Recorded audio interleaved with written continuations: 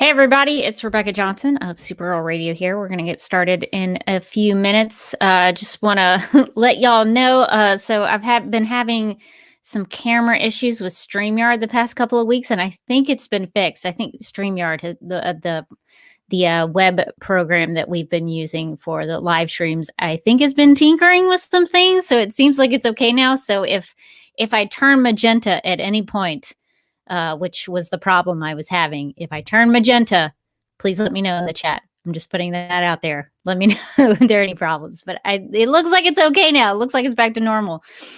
Sometimes they tweak things to upgrade and update everything. And I was magenta for a little while on one of these settings. So if there are any issues with my camera especially, I don't know if it's been causing Morgan any problems, but my camera was being weird. So please let me know if you have any issues.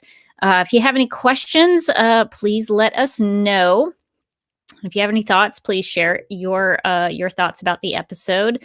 We'll have quite a bit of feedback. We have some news to do, to cover. And we also have some snap judgments per the usual. Hang on a second. I'm trying to, sorry about that.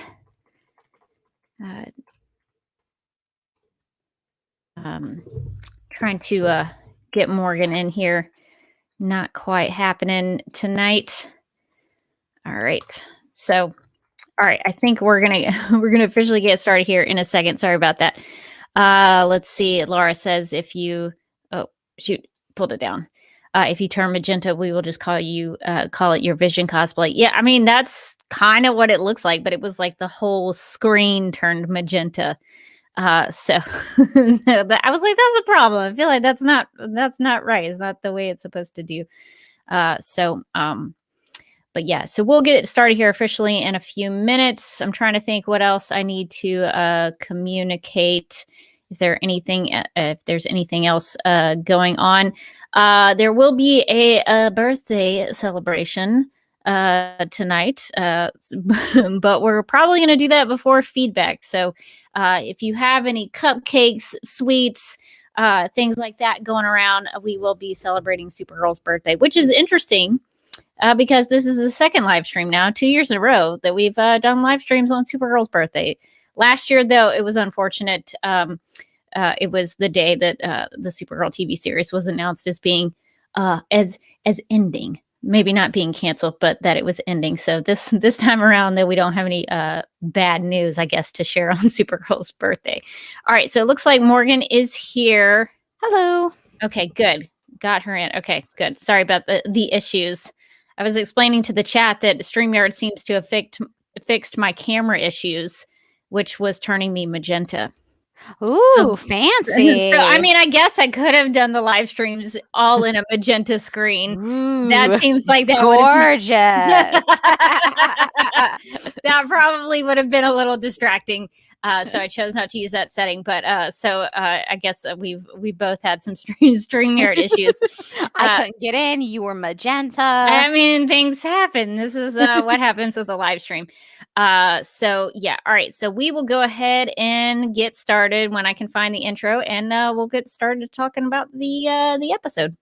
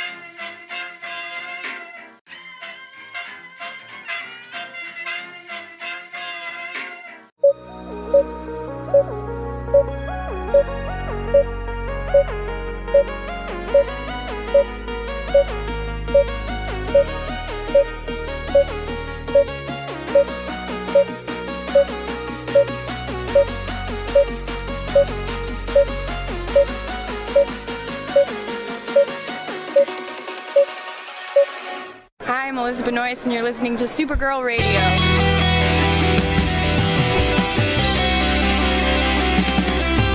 I think the CW are just trying to win the time slot war with Supergirl Radio. Supergirl Radio is going live every night of the week. How do you like it? Is becoming a human burrito a plus or a minus? I don't know. It does seem snug. I mean, they say you are what you eat. Oh no. Yeah.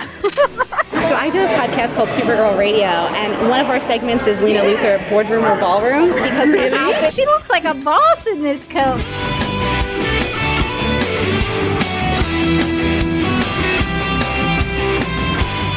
Is Nasty Luthor like a different Luthor? It's not just Lena being mean? No. Helen Slater here. It's so fun to know that you're hosting a podcast called Supergirl Radio.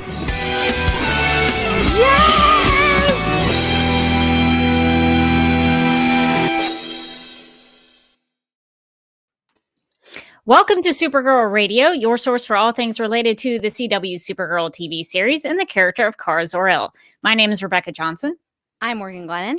And for this episode of the podcast, we are live and wired to discuss and review the season 6 episode of Supergirl titled Blind Spots. And I am taking my time trying to find the but so we're going to talk about Blind Spots. But first, before we do that, we need to catch up on the news.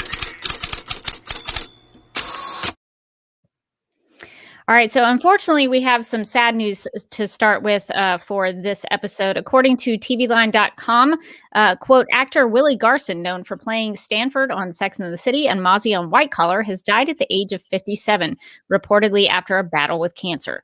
Garson's son, Nathan, confirmed the news on Instagram, saying, quote, I love you so much, Papa. Rest in peace. And I'm so glad you got to share all your adventures with me and were able to accomplish so much. I'm so proud of you, unquote. And the article says Garson would often speak of his son in interviews. It also says a graduate of Yale's drama school, Garson had TV credits that spanned 4 decades, but he was best known for 2 memorable roles. Carrie's gay best friend, Stanford Blatch, on HBO's Sex and the City, a role he reprised in both Sex and the City movies, and conman Mozzie on the USA crime caper White Collar, opposite Matt Bomer. Garson was slated to reprise his role as Stanford on the upcoming Sex and the City revival, and Just Like That, premiering this fall on HBO Max. TV Line said that it reached out to HBO Max about the plans for Garson's character. And HBO Max, HBO spokesperson said in a statement, quote, Willie Garson was in life as on screen, a devoted friend and a bright light for everyone in his universe. He created one of the most beloved characters from the HBO pantheon and was a member of our family for nearly 25 years. We are deeply saddened to learn of his passing and extend our sincere condolences to his family and loved ones, unquote. And then it goes on to say, no matter what project he was on, Willie was always a fan favorite, an NBC Universal spokesperson added in a statement.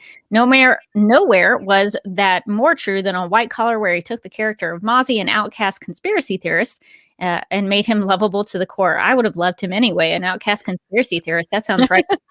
Actually, his character on White Collar is amazing. I watched that show and enjoyed it. I think you would like it too. It's like fun. It's one of those USA shows, but it's very fun.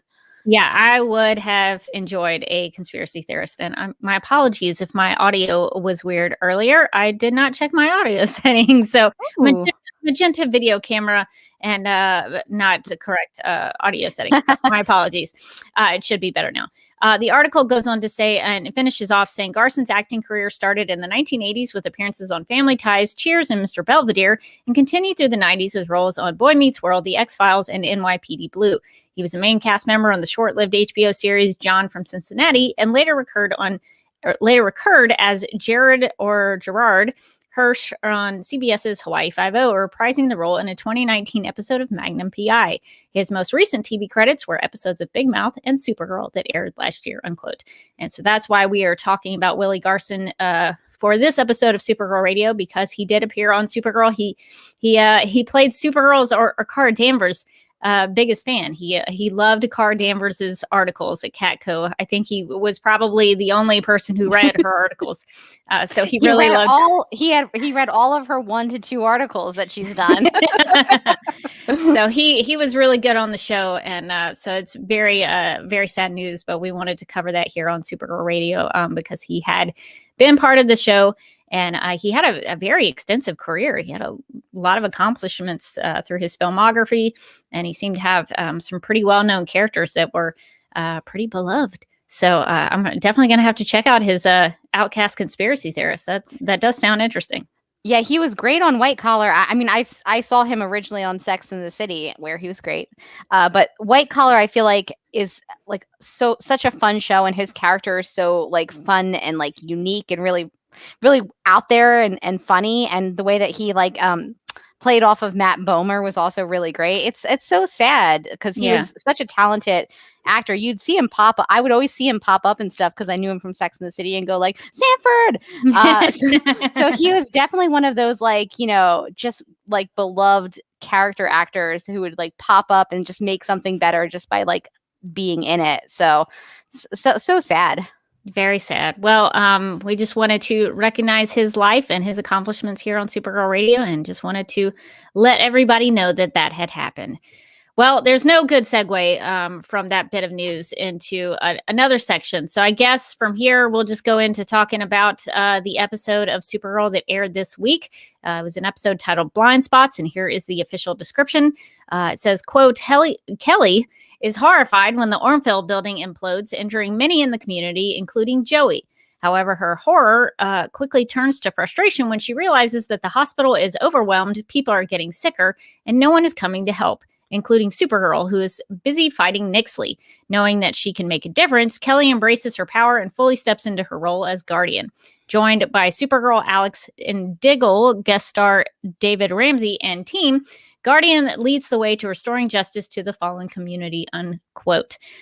So Morgan, I guess there were really only, I guess, two storylines in this episode, like an A. Would you say like an A and a B story? I mean, are we forgetting the substantial Lena storyline in this episode where she conjures some fire and then she's like, "My friends, they need me," and and the Canadian Irish witch is like, "Please don't go," and then she's like, "No, I must away," and then she runs out of the cave, and then she gets home and somehow the book has beat her there in the mail.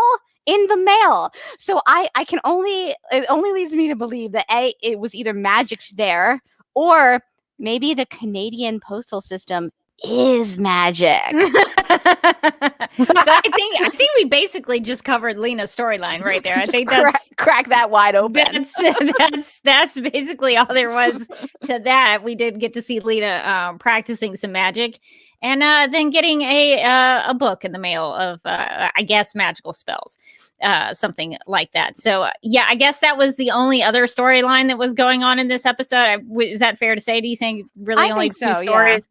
Okay, so I guess really the big part to talk about for the episode is Kelly becoming Guardian and the stuff that was going on in the Heights. So that's a lot to cover, Morgan. So we'll just make it real. Even in the Google Doc, I basically just had one question, and I was like, I think that's really it. I think that covers it. So I also like that. So you attempted to make a second question. It just says, "What did you think about?" There's nothing else. Well, what did you think about this?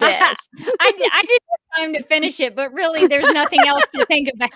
There's really nothing. It's funny because I feel like this Supergirl sometimes has the problem of like overloading episodes with like so many like storylines. It's like you get 5 seconds of Lena like, doing magic, and then you get like, somebody else doing something else. And this one I felt like they focused all of it in and just told one like coherent full story. Like they didn't have to feel like they had to. I mean, they moved some of the season storyline along, but like they really focused in. I mean, it's pretty late in the series now, but I wish they would have done that like occasionally.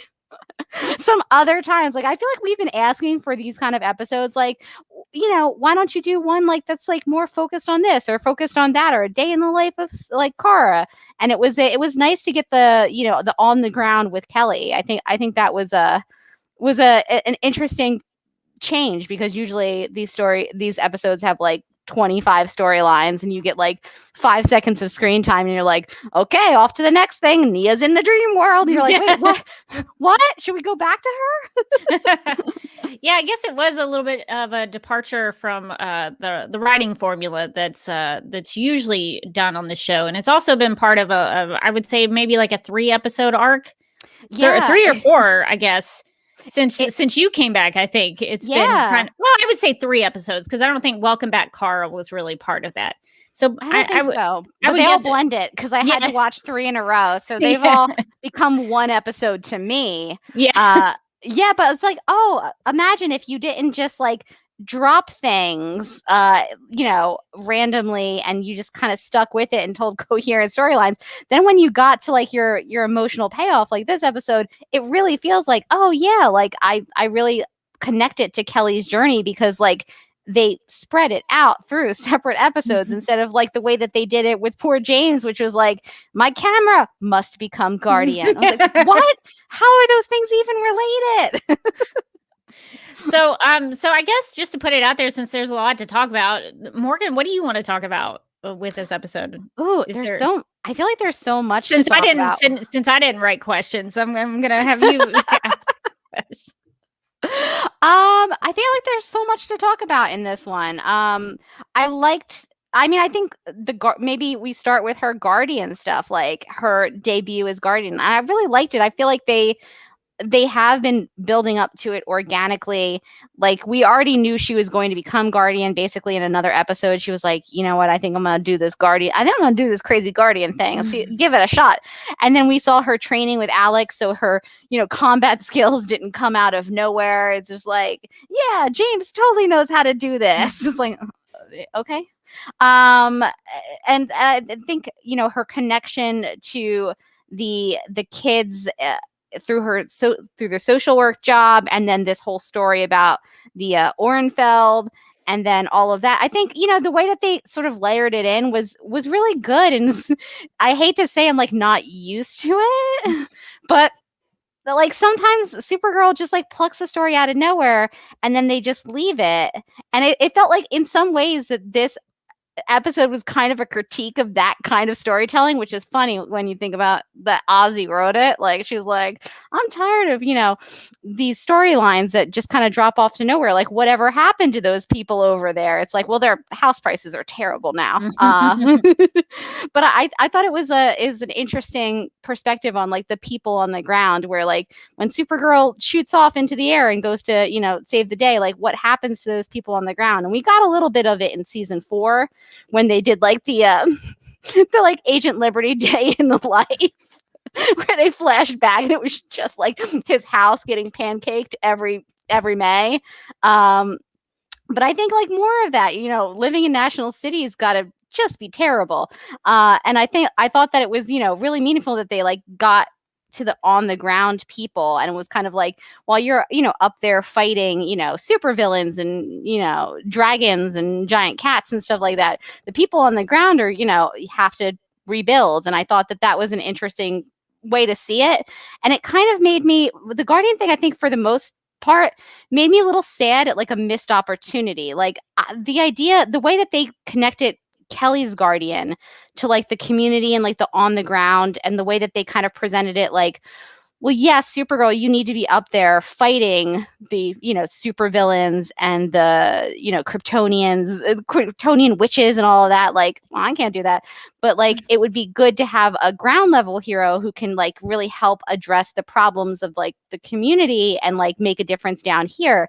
And wouldn't that have been great season 4 or season 5 to have her be like that representative on the ground who could tell Supergirl like, oh, this thing is happening here, or this is the thing that I heard. Like imagine if she was like the cool, like driving around on her motorcycle at night, like, ooh, I just heard from my source over here that this guy means trouble. Like that would have been cool. It would be really helpful if she had a team of young children with newspapers who could go around and get her information for her. Maybe a team that could get her news. I don't know. I'm just pitching stuff out. But like I just thought of like the missed opportunity of it, because now it's the final season. We're in episode 12. Like no matter how great Guardian is from here on out, like she's not getting a lot of time to shine. Apparently this was like always the plan for the character. For a long time, it sounded like. Yeah, for a long time. And so it makes me wonder, like, why did they wait so long to do this? Like, I understand establishing Kelly as a character, but last season, like, did you think like last season was like a great Kelly season? Like that was the season Kelly really needed to shine, logging all those IT tickets. Like there was her storyline last season was not necessarily needed. Like the whole season, you take Kelly out, the whole season functions exactly the same almost. Like that they should have started doing the Guardian stuff last season so that there was like some time for her to be like an on the ground superhero helping out Supergirl. That would have been really cool. Like it kind of struck me like I really enjoyed the episode. I really liked the way that they presented Kelly as a superhero. It just struck me as such a missed opportunity of like what it could have been. Yeah, Aaron says they wanted to do it in season 5, but I guess COVID messed it up according to an interview.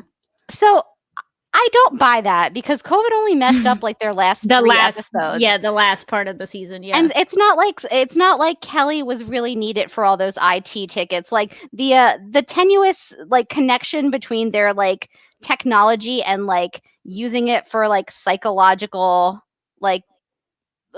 psychological help was really only like barely tied into the season. It didn't really feel like it was barely even a thing that they were like committed to. So that could have been a season where they did this in the beginning, say somewhere in the beginning of season 5, and then she would have had like a season and a half of being Guardian and doing all this cool stuff. And instead it's like, it kind of feels like a bone that they're throwing her at the end of the season. Also, what was wrong with season 6? There was a whole season.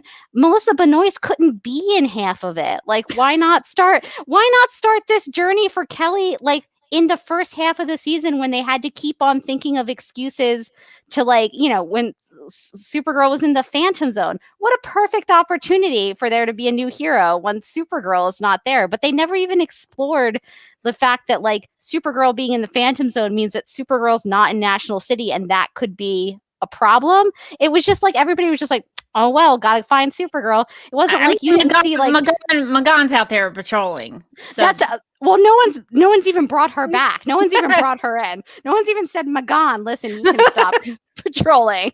Poor Magan is still out there patrolling. Justice for Magan. Yeah, I'm kind of mixed about this episode. There were a lot of things that I really liked. I like Kelly as Guardian. I think that makes a lot of sense given, you know, her connection to James and the history and the legacy of that they've put on the Olsen family. I like that they are honoring a lot of the comic iterations of Guardian with the costume and the sort of the newsboy legion with the orphan kids in the foster home. I like that a lot. And so I have no problem with Kelly being Guardian. I like the suit. I really love the shield. I think she looks great in it. I think Ozzy did a really good job of portraying not only just Guardian as the hero. I think at one point it sounded like she was trying to lower her voice a little bit, which I was like, I don't know. That's not. Maybe you could get a voice modulator, but you know, she really sort of embraced being in the suit and Kelly being in the hospital trying to get help for all those people. I really liked that. I really liked that she cared about all of those people. That stuff was all really good. I even loved at the end when the, you know, Guardian inspires the little girls to pick up the trash can shield and say, oh, look at me, I'm Guardian. Like I thought, that was so cute. I love that moment. That was really cute. And I liked, you know, Diggle being a mentor to her. I don't know why it couldn't have been somebody else on the team. I guess they wanted to have somebody from outside do it. I do like her being a hero on the ground. I think that makes a lot of sense. Because Supergirl can't be everywhere at once, as this episode highlighted. So that makes sense to me because, like, for example, in DC Comics, Batman protects Gotham City, but Catwoman, you know, patrols and takes care of the East End section of Gotham City. So there's parts of Gotham City that Batman can't protect. So that makes a lot of sense to me. I also liked Kelly's suggestion that Orlando run for the city council. I thought that was a really good suggestion. I like that. Yeah. because he does have a passion for those people and what's going on there. And I think he would be a good fit on the city council. So I think that was really cool. I liked some of the shots that David Ramsey went with. There was a what I would call like a God shot or like a bird's eye view of the people, like the hospital patients down on the ground. And it's like Guardian's perspective looking down on them. Like, I really love that. I thought that was really a nice shot. Some of the stuff with Guardian on the building sort of looking over. Like, I thought that was really cool.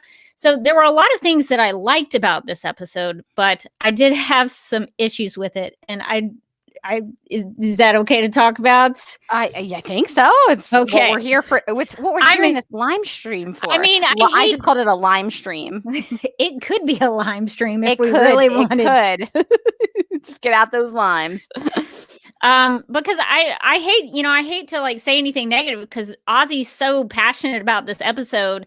And she wrote an episode of TV. That's a tremendous achievement. I don't know if I've talked about it on this podcast, but I tried one time to write a script because I had like an idea. I was like, I have a really good idea for a TV show. And so I sat down to write it and I was like, I cannot do this. I just could not do, like, I'm a terrible writer. I just am. I can't do it. I can't write dialogue. I can't do any of that. Script writing is hard. I did a contest, I think last year, where it was like a short screenplay or a short something. It was basically like a short script.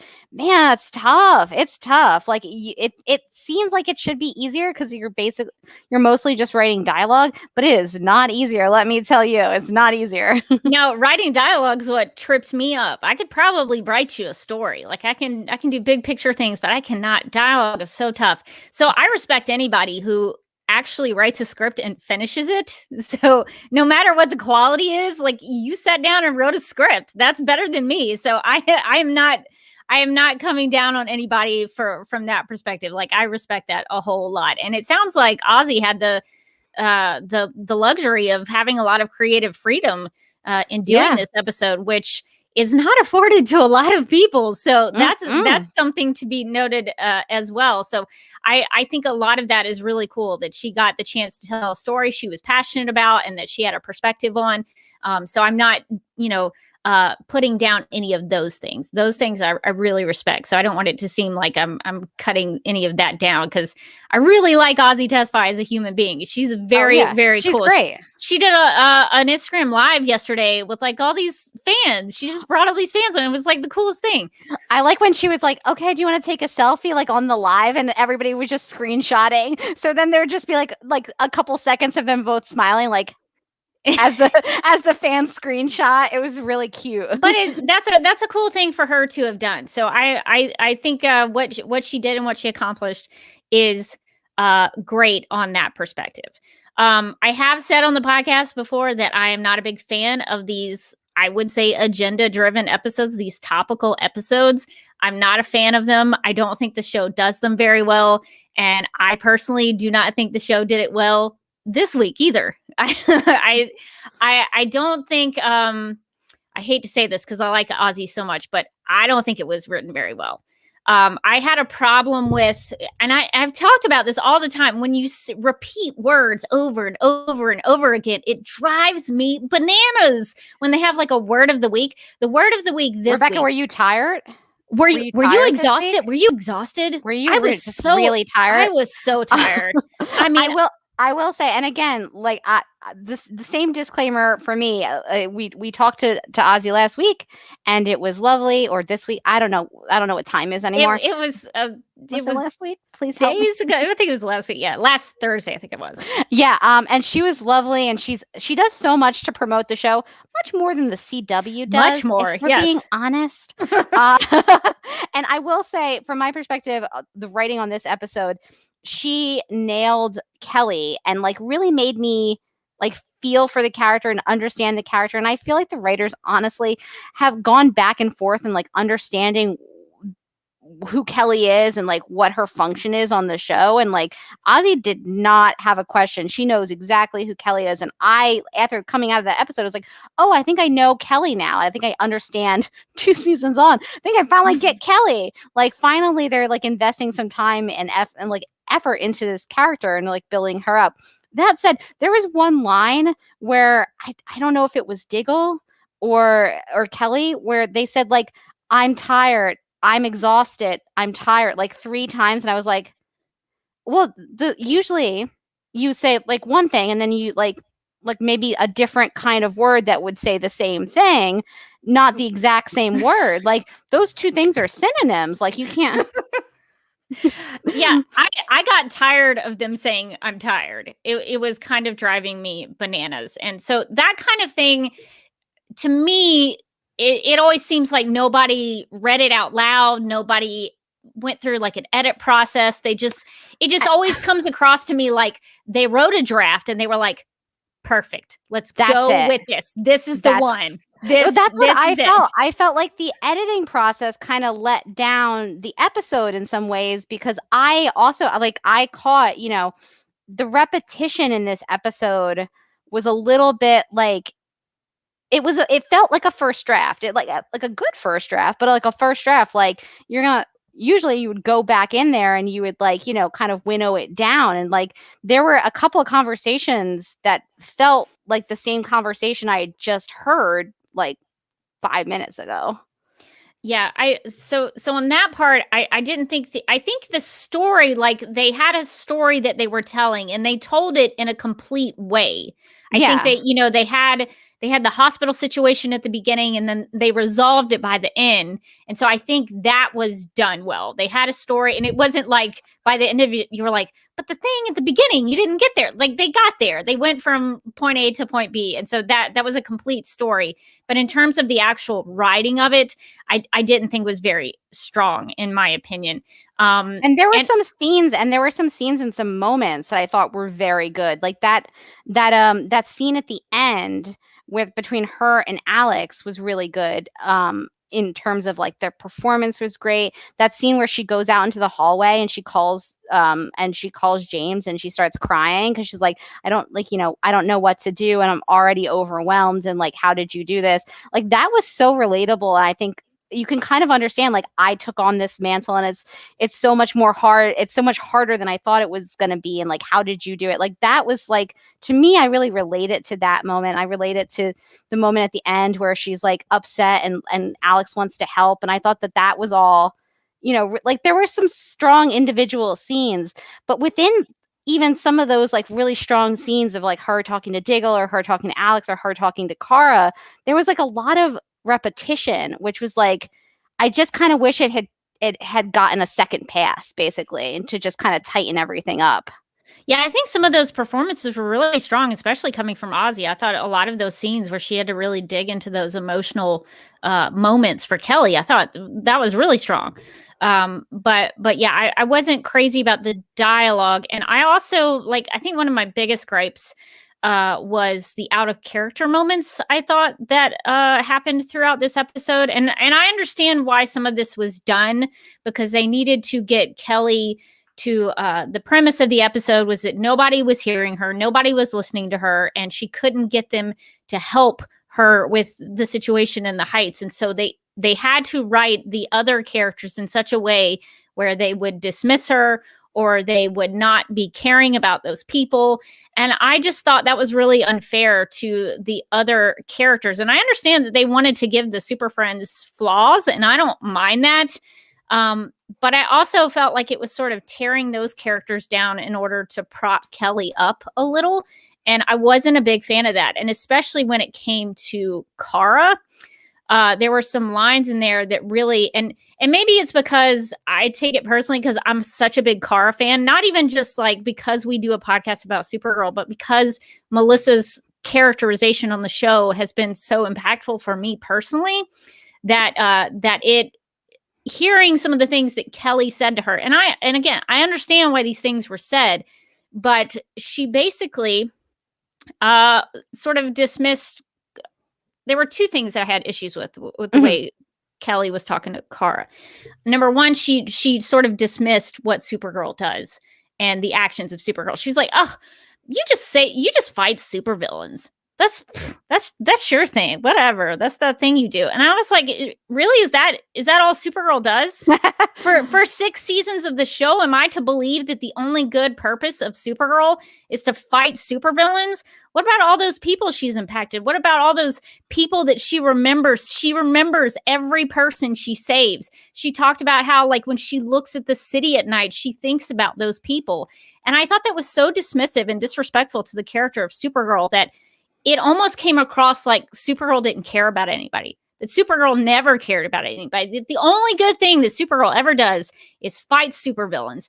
And I just think, for me, the thing that I always like look for in Supergirl stories is how, and because I've read through most of, like, I'm still sort of behind on the New 52, but I've read through most of Supergirl's comic history. And one of the big things that comes through that entire run of stories from 1959 is that, 1959 on, is her compassion for people and compassion for others. You see it in Sterling Gates's Bizarro Girl. You might see it now reading Tom King's Supergirl Woman of Tomorrow.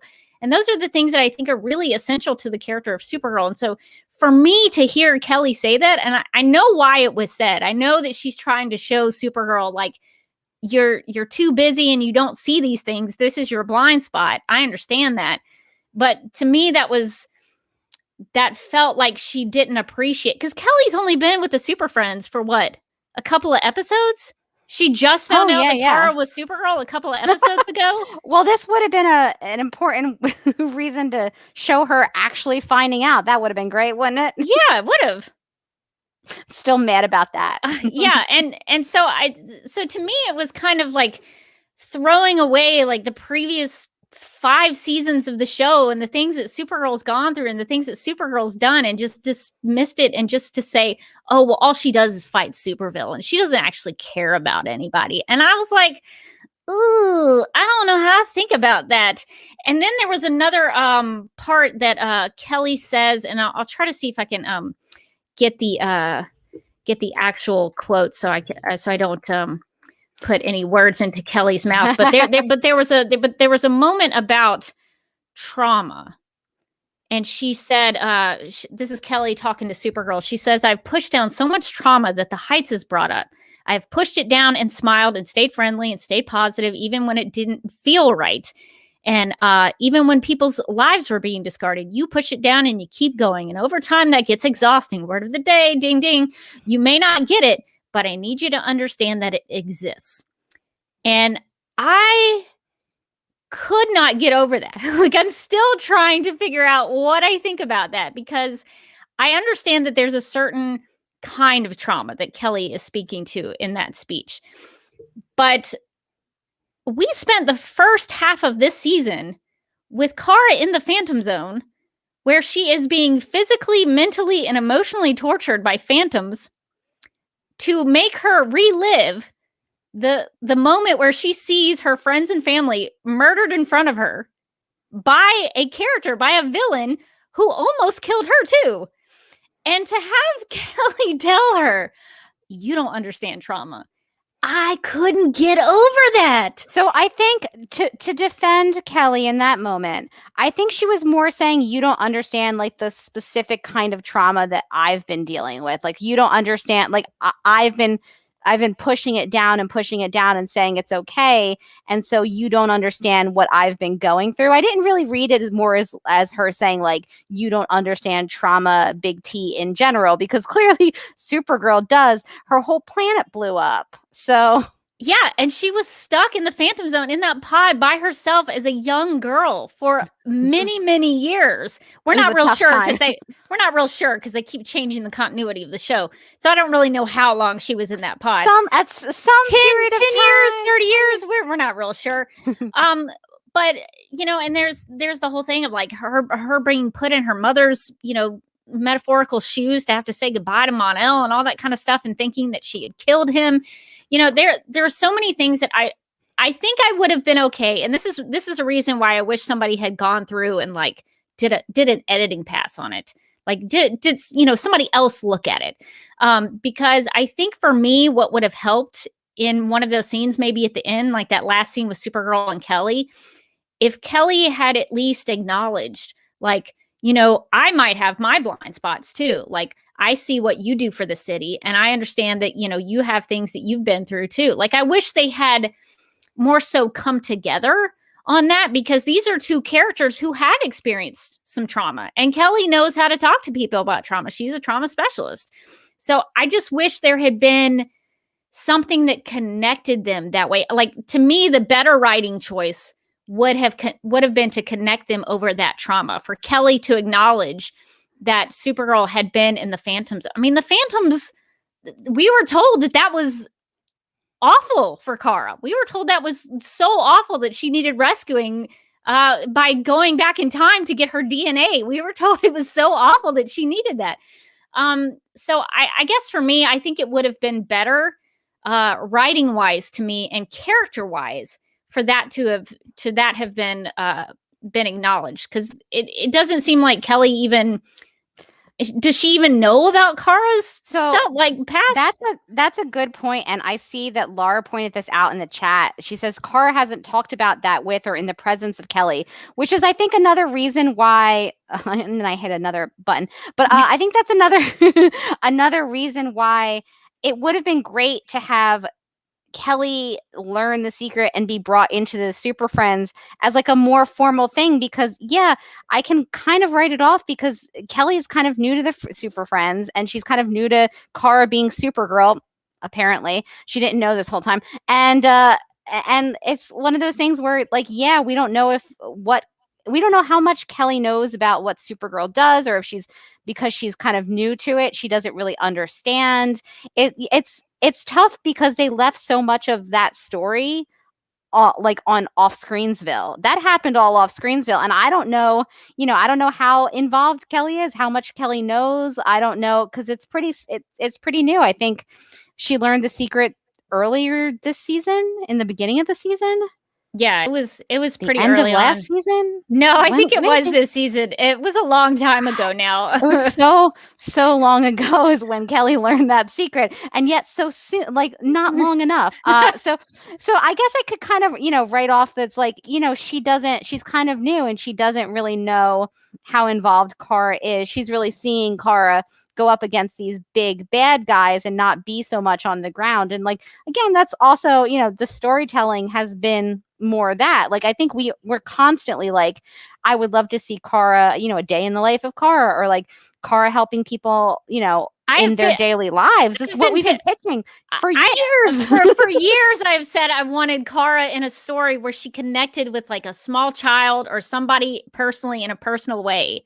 We have talked about that ad nauseum, and or ad nauseum. It's ad nauseum. I think ad nauseum, not at ad. I missaid that. Ad nauseum.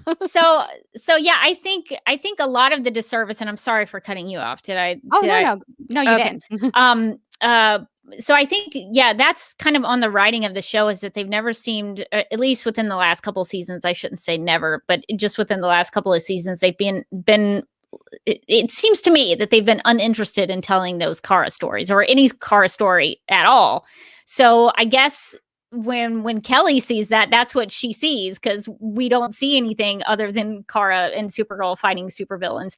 But I even, back when the Welcome Back Kara episode happened, and it was the episode dealing with go ahead. Just as an FYI, Kelly learned the secret between season 6 episode 1 and episode 2.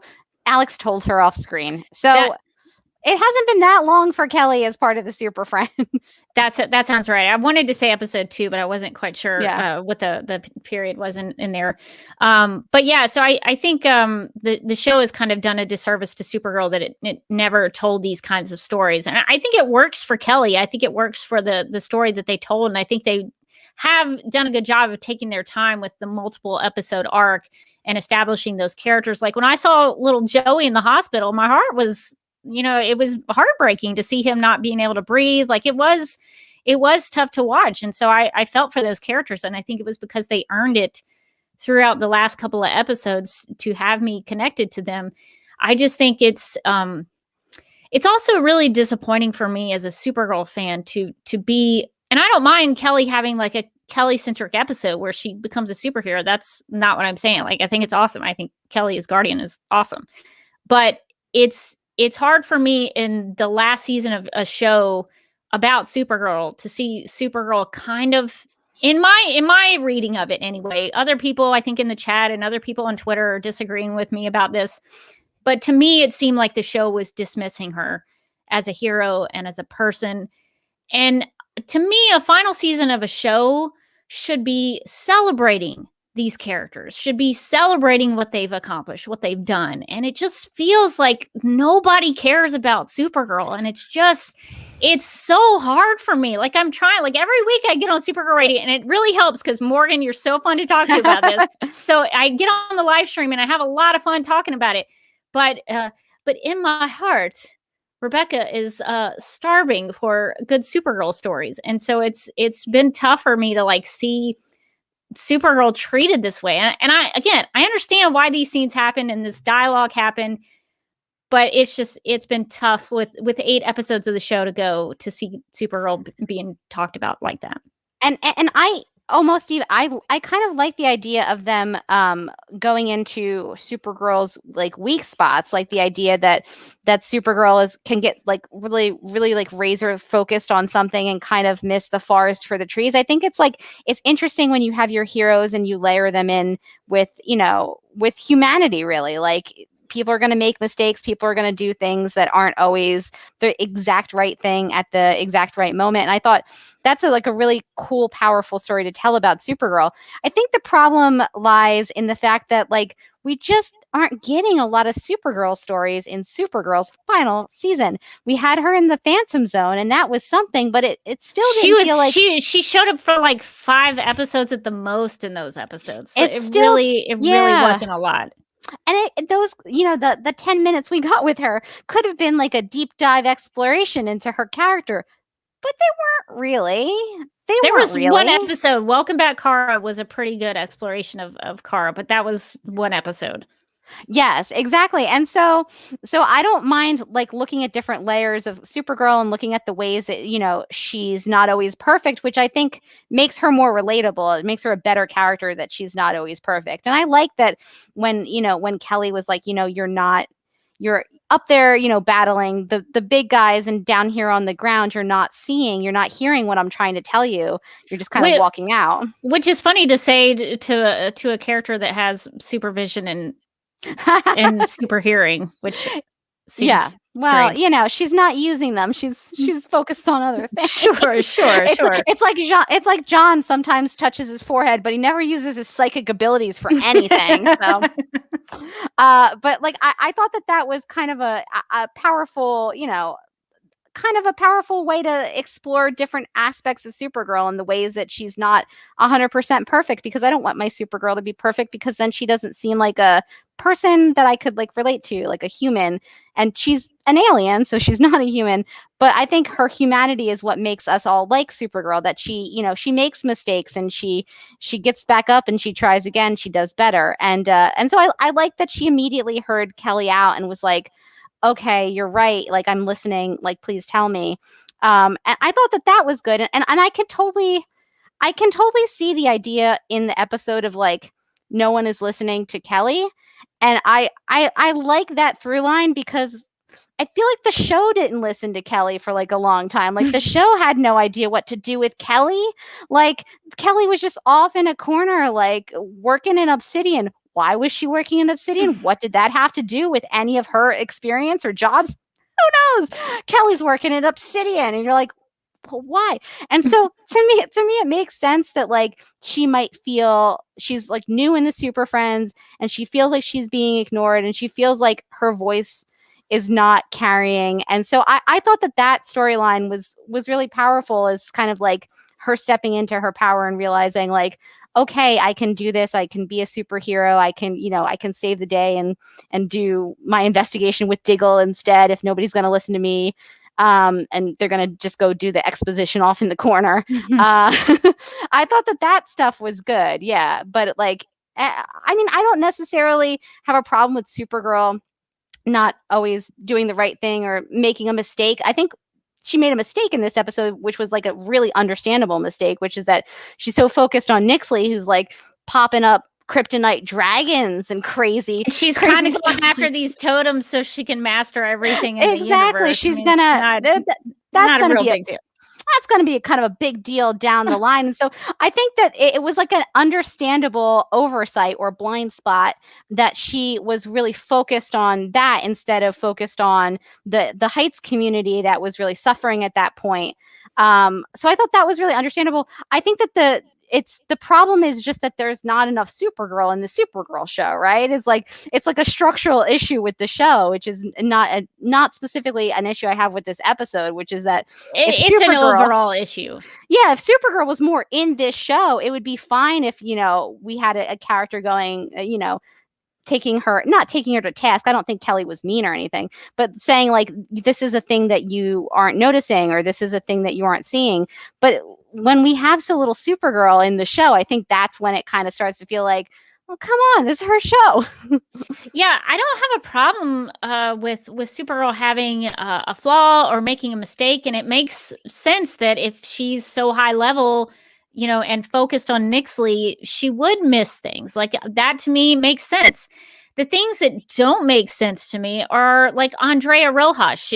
Kelly calls up Andrea and she's like, you need to cover the story in the Heights of the Ormville building falling so that there's more attention brought to them. And Andrea says, oh, no, we're focusing on traffic. And I was like, what? Okay, that's one of those moments. No, let me have this, Morgan. Yes, please. I'm riled up. Yeah. So all right. So I used to work in news. I've said that many times, and I think, Morgan, you have some news experience as well. But if you are, and this is kind of are they a national broadcast or are they a local newscast? Because at one point they were broadcasting local city council meetings. And if that's the case, your local newscast is going to have a traffic segment, but it's not going to be the entirety of your broadcast. And traffic is typically in the morning so that people aren't late to work. So they know if there's an accident on the interstate, so they know when to avoid accidents or, when to take a back road or whatever. That's when traffic gets done on news, like broadcast TV news. Also, nowadays, this episode kind of frustrated me about the Andrea thing because it was almost like they had never looked up traffic ever. And they just assumed that they talk about it all day long on TV, when nowadays on Twitter, your local TV news broadcast probably has a hashtag. Like Atlanta has hashtag ATL traffic. So you can go look that up right now on Twitter. Go to ATL traffic and you can see all the traffic updates on Twitter. They have traffic updates on websites and apps. So it's not like Andrea had to sit on the traffic news all day long on Catco's whatever station it is. And also, the Ormville building would have been like top of the rundown news. That building falling down would have been huge news. People would have been all over that. They would have sent different reporters down there covering different angles of that story, and they would have been covering it for days. That's the kind of thing that Andrea should have been covering because she wants the clicks. That was one of those out of character moments that didn't make sense to me in the episode because they needed her to be like that so that she would be one of those characters who was not listening to Kelly. But in that moment, that makes absolutely no sense. And it really, really frustrated me because if you have Andrea covering the news of the Ormville building, you can't make the case that not everybody's paying it or not that everybody's, ignoring you. You can't make that case in the writing. So you have to make Andrea make a silly choice that makes no sense in the actual world. They want to bring all these real world elements into the show.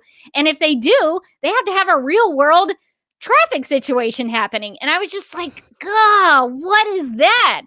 So that's my rant about Andrea. I'm sorry. No, with your thoughts. Your rant was actually pretty close to my rant about that one. I went, what?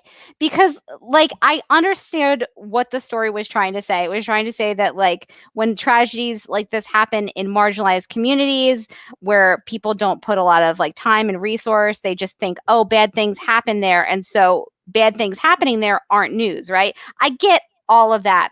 with that said, a giant building crashing to the ground, just kind of dematerializing. Yeah, mysteriously. Just kind of immediately dematerializing. And that would be news. at around the time of that whole city council thing with that Orkoya deal, that would have been news for days. Imagine for yelling. I'm sorry. Imagine a big building, a big future Amazon building just went down. You would hear about that a lot. Like I'm thinking about that, like the tower fire, the Grenfell Tower fire. I think that was in like London. Like we heard about that a ton. It was a huge tragedy. It was like so sad, but like we heard about that a lot because when a big building just suddenly bloops, you hear about that's actually news. And like I got what they were trying to do with like the cat being like going viral. I feel like if they had kept it to the cat being viral, like a viral sensation of this cat, like that would have made more sense. Andrea would have been more sense into that, right? Yeah. That would have made more sense. It's like, oh, and the message I think would have made more sense, which is like the people don't want to look at the hard things. They don't want to look at the bad things. They want to watch a cat play with a laser. And that's kind of human nature, right? And so that's why we love BuzzFeed. But but that's when they went to the traffic, it was like, no, I'm sorry. That's not how traffic works. And no person in the history is going to turn down a huge tragedy for traffic. Like now I understand why Catco is third. Yeah. The Daily Planet would have been covering that from all angles. Yeah, that really irritated me. That was like the one, like maybe the biggest moment in the episode where I went, come on.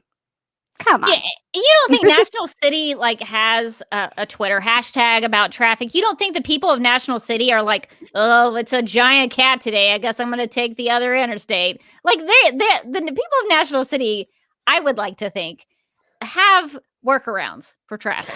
Well, they're like, giant cats on Fifth Street. I guess I'm taking the back road today. Like, they are. It just speaks to the show's like complete lack of knowledge about like how anything in news media works. Like the couple episodes ago where like Andrea was like, oh, we got to make our profits go higher. Like we got to get our profits up. All the other newspapers' profits are going up. I was like, what? Now I know it's fictional because you just said newspapers' profits are going up. It's not a thing that happens. It's like stuff like that where it's like, oh, we got to go from we're fifth and we got to be first by the end of the day. It's like, come on, get out of here. Okay, sure. Fire them all then. It's not happening. Nicole says National City hashtag would be an instant Twitter follow. Someone create this account. Yeah. Yes. I would follow that account. I would follow. There would be some wild stuff on that account. Updates from National City. Yeah. I had an issue with that. And I guess this whole this episode has made me really kind of dig into, because I've been trying to examine this kind of thing for a while now. This whole like and I hate to say it like this, but it's the only way I can explain it. I heard Quentin Tarantino with Bill Maher talk about ideology versus art, and I think that's a good way to put it. I've been referring to it as like agenda-driven storytelling, and I've been trying to figure out like what is like my whole like last year. I've been asking the question, what is art? Like Liz Lemon did on the Mrs. Donaghy episode of 30 Rock. If you've never seen that, you need to go watch that. Classic. She said, she's like, what is art? And Jack Donaghy says, paintings of horses. And so, there are lots of different opinions on that. And I've been trying to read books about it and try to figure that out. And I think I was trying to figure out like, I know why I don't mostly like some of these kinds of episodes, because really they're not written well. That's the main reason I think for me as to why that doesn't jive with me. But I was also thinking about like, what other things have I seen outside of Supergirl that are kind of like this? And I know we've talked about before, like after school specials and kind of having a mission with the after school special and having that same sort of tone, like that kind of sort of that cheesy tone. But the more you know. Yeah. But I actually was starting to think about, so I preface this with, I am a Christian. So what I say next is going to be coming from a place of wanting to like these things. But Christian movies are terrible. They are terrible. And I go in wanting to like them. Like I go and support them. I watch them in, movie theaters, and I try to, rent them to, let them know like people are watching, and I want them to, people are watching. Oh, you guys are doing so good. I want so badly for these to be good. I so badly want them to be good, and they're not good. They are made for the reason to, and with a noble reason, in my perspective, to want people, to know Jesus and forgiveness. I love that. I am behind that 100%. But those movies are awful. They're just awful.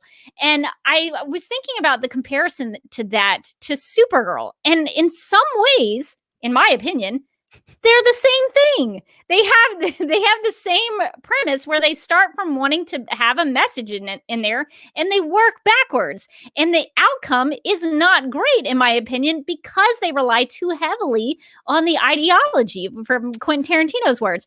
And so I was just thinking about that today, because there was a movie that I saw recently. It's called Breakthrough, and it had actually a lot of big names. It had like this is Topher Grace and that chick from This Is Us. There were a whole bunch of actors in there. They're like really great actors. And for the first hour, it's actually kind of good. Like some of the visuals are really good, and they're telling kind of a compelling story about this kid who I think he died, or he was he had a near-death experience. And it was kind of interesting. I was like, oh, this is kind of good. I'm actually kind of liking this. And I was clinging to maybe this is the one. Maybe this is the one Christian movie that's going to be good. And then the last 20 minutes, it just took a turn, and it got so preachy. And like I said, this should be right up my alley. And I walked out of that theater going, dadgummit, you really let me down. You let me down. I should say the only good Christian film that I think is actually even worth watching is a movie called The Case for Christ. It's about the story of Lee Strobel. It's actually it has a sort of a sophisticated storytelling structure where it uses two investigations at the same time. And it's actually quite good. There's a little bit of a preachy moment there at the end when it talks about his conversion, but it's actually really well made. And so that's the only one I would probably point to being really close to being an actual film. But I just to being a film. But I just thought about that, because I was like, how is episodes like this, and I'm not singling out Blind Spots, but topical episodes in general on Supergirl, how are they any different than those terrible Christian movies I've seen that I dislike so vehemently? I was just trying to figure that out. I think the problem that Supergirl has is that it backs into what it wants to say, instead of looking at the story and going, well, what's a way to tell a story in this world that tells, that is on this theme, or is this story that we want to tell that reflects real life? Instead, they're like, how do we shove what's happening in the news into Supergirl? And so they back into it that way. And so you can tell, you can feel it. You're like, oh, yeah, this is the episode about this, or this is the episode about, somebody just picked up an article in ProPublica and read about, prison recidivism rates. And no, not recidivism. Don't bring recidivism up. That's a hard word to say. Somebody just recently realized that for-profit prisons are bad, and good for them. And I'm glad that they're telling people, but maybe we want to work it in more organically than that. I don't know. And so this one I didn't have as big of a problem with, because I feel like Ozzy was writing it from her perspective, and it was the perspective, it felt very similar to the perspective of the character, and I think that her and David Ramsey really brought some realism to it, and brought their perspectives and their lived experiences, and I think that helped this one kind of not be the gun control episode for me. But it also functioned in place for the story. So the story needed Kelly to go from preparing to be Guardian to being Guardian. And so I think that it actually fit the story that they were telling, and really gave Kelly a moment to shine. And that moment where Supergirl is fighting the insanely evil councilwoman, who, by the way, we need to talk about her, because I was obsessed when she killed that assistant for the sandwich. I was like, is this art? Is this art, Rebecca? I would kill for a sandwich right now. She looks at the sandwich and she just goes, I did that. Like, what? What am I watching?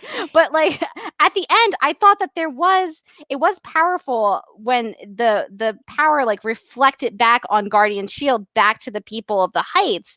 And like she gave that power back to the people of the Heights. Like I don't know that it kind of went back to the people of the Heights. But I mean, it also fueled it also fueled Nixley's orb. So I mean, there's that.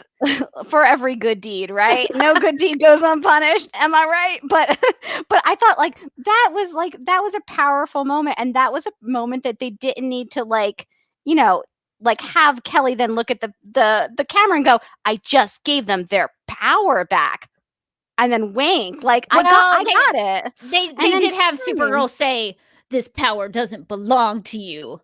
So there was a little bit of that. I mean, that did feel like a kind of a common Supergirl boop, boop, punch. So I forgave that one. I was like, listen, if Nia can have her dream pun, Supergirl can have her on the nose statements occasionally. I guess that's true. Yeah, so I didn't have as big of a problem with this one because I felt like yes, it was trying to address issues. It was talking about racism, and it was talking about, what it's like to live in these underserved communities where resources are thin on the ground and people just kind of leave them alone because they're like, oh, it's, things are bad there. So they're always going to be bad. So we don't have enough, equipment in the hospital. And, oh, well, sorry, we're underfunded. And I thought that was, it tied into the things that they had already set up. And I think that's the other thing is like when we talk about these episodes that are like the topical episodes, we talk about like the gun control episode. That episode came from nowhere and it was never addressed again. And so I think that this episode really benefited from having that buildup of these reoccurring characters and the Heights not just being a place that they visited in this one episode, but a place that we've seen before, and like the building having showed up in other episodes. And so I think like it feels like it's part of Supergirl's world versus feeling like the show needed this X, Y, and Z to happen so that they could make a point about this thing. And so they created it. So I had less of a problem with this one about, obviously it was, our special episode of the week or whatever. But I think that it was done well, at least, versus some of the other ones like the gun control episode, which was done not well. I will say I think that they earned at least the story. I don't know that they earned some of the character moments and some of the actual dialogue in it, but I think they earned the actual story because I think the relationship building between Kelly and Joey and Kelly and Orlando, specifically those two characters, and even her adversarial relationship with Councilwoman Rankin, I thought that was pretty earned from the show. I did. So Councilwoman Rankin is a one-note mustache-twirling villain, and I really don't like those kinds of villains. I love a good, like, delicious, villain like Nixley, where she's bad. She doesn't apologize for being bad. But Nixley also has a little bit of a sympathetic backstory. Like, you can understand why she was betrayed, and so now she's really irritated about it. And the more I thought about this, so they did the same kind of thing with Reality Bites in season 5 when they had the bad guy of the episode. He was just a straight villain, no backstory. You never knew why he was doing the things he was doing. There was no like attempt at the show normally with villains will try to attempt some kind of sympathetic backstory for villains, unless it's a villain that they want to pin all the stuff that they hate on. And today I was like, didn't they have a sympathetic backstory for actual Nazis in Crisis on Earth X? Oh, like God. They did that. They had actual sympathetic backstories for literal Nazis. And so that's one that didn't need a sympathetic backstory. I just thought it was, I just think those kinds of choices are really interesting to me. And so I just thought that was strange. Yeah, she was just, I just don't find those kinds of villains very interesting to watch. When they're one note like that, like I see right through it, and I don't have any fun watching those kinds of villains. Oh yeah. She was ridiculously over the top. Again, I think that sandwich scene is gonna it's just gonna live on in my heart forever. When you ask me what is art, that scene was art. He just slumps over and then she goes, I did that, while she looks at the sandwich like lovingly. And I was like, I mean, we've all been there, so I feel like maybe I'm judging her too harshly. But yeah, no, like she was absolutely like a one note, just straight evil villain. There was nothing below the surface for that. She was just like, my money, my power, my sandwiches. And like, I mean, I almost sympathize with her about the sandwiches, but nothing else. There's not a lot else there with her. Yeah, so I wasn't crazy about that, but they at least established Rankin's relationship to Orlando and to the people of the Heights and to Kelly. So at least some of that felt earned, even though she was just kind of a mustache twirling villain. Morgan, was there anything else that you wanted to talk about in relation to this episode that we didn't talk about? I don't know that we talked much about Diggle showing up and just being like, "Hey, it's me, Dig," and I was like, "Cool." So as I loved Diggle. Obviously, David Ramsey was there to direct, so why not be in the episode? He was already there. I love that kind of energy. It's like, you know what I think this episode needs, Ozzy. I'm just telling you, since you're writing it, what if you wrote Diggle into it, and then he like winks at her. What if Dig was in this one? And I was like, oh, all right. Well, and the excuse was that James called him. Yeah, which, does that even make sense? I guess it does if you can't get Makad Brooks to come back. Do you think that they were initially going to have James come and talk to her and like they couldn't get him? And so they were just like, oh, we need to get somebody to be in the scene. I feel like having James in this episode would have been great because it would have been like a tie from the old Guardian to the new Guardian. He could have kind of, they could have done the investigation together and he could have really encouraged her to take on the Guardian shield and all of that. Diggle was great. Listen, I love Diggle. I'll take any kind of Diggle I can get. I never finished Arrow, so I don't even know what's up with Diggle right now, honestly. I've heard some rumors that like maybe they're setting him up to be Green Lantern. Whatever, sounds great. I love Diggle. Like whatever Diggle wants to do, if he just wants to like set up a coffee shop somewhere in like the mountains and like just hang out with his family, that sounds great too. I'll watch that Diggle show.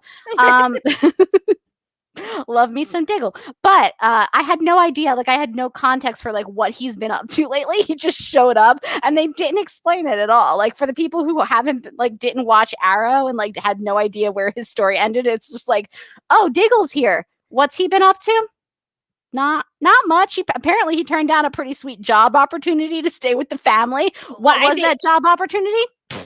Maybe being Green Lantern. We don't know exactly. It was and then like when he leaves, he's like, "I'll be back." Wink.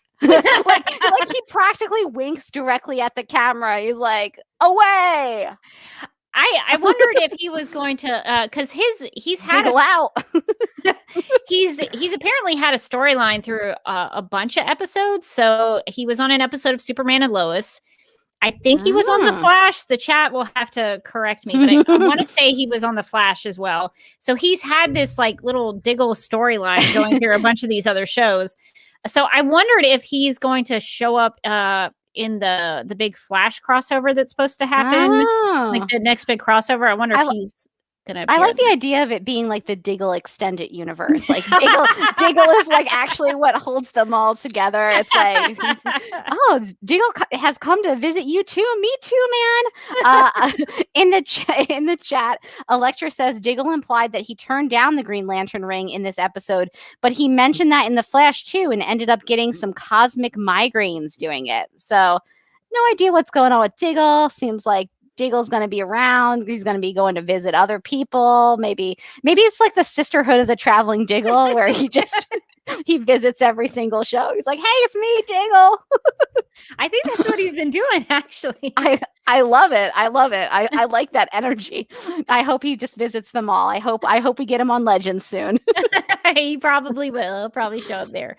Yeah, so that was it was nice to see him. Like I thought he and Diggle and Kelly had some great scenes together, and I think that speaks to David Ramsey and Ozzy Tesfaye having some good on-screen chemistry and being able to play those scenes off of each other and having a gravitas, I thought, to some of those scenes that they brought. So I thought the addition to David Ramsey was great as an actor, and he even did some classic Diggle action fight scenes like he would have on Arrow, and so I thought he as an actor was great, and I thought the episode at least was directed pretty well. I thought for the most part. I had issues with the writing, but I think the directing was good. So I thought he did a good job on both aspects of his job and what he needed to do for this episode.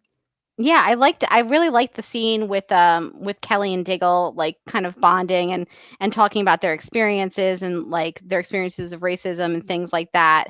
And I really liked I think all of like the Kelly two-hander scenes where it's just like her and one other character were pretty good. I would have preferred like another pass where they just kind of tighten them up so that some of them didn't feel like I'd seen that scene like 5 minutes ago.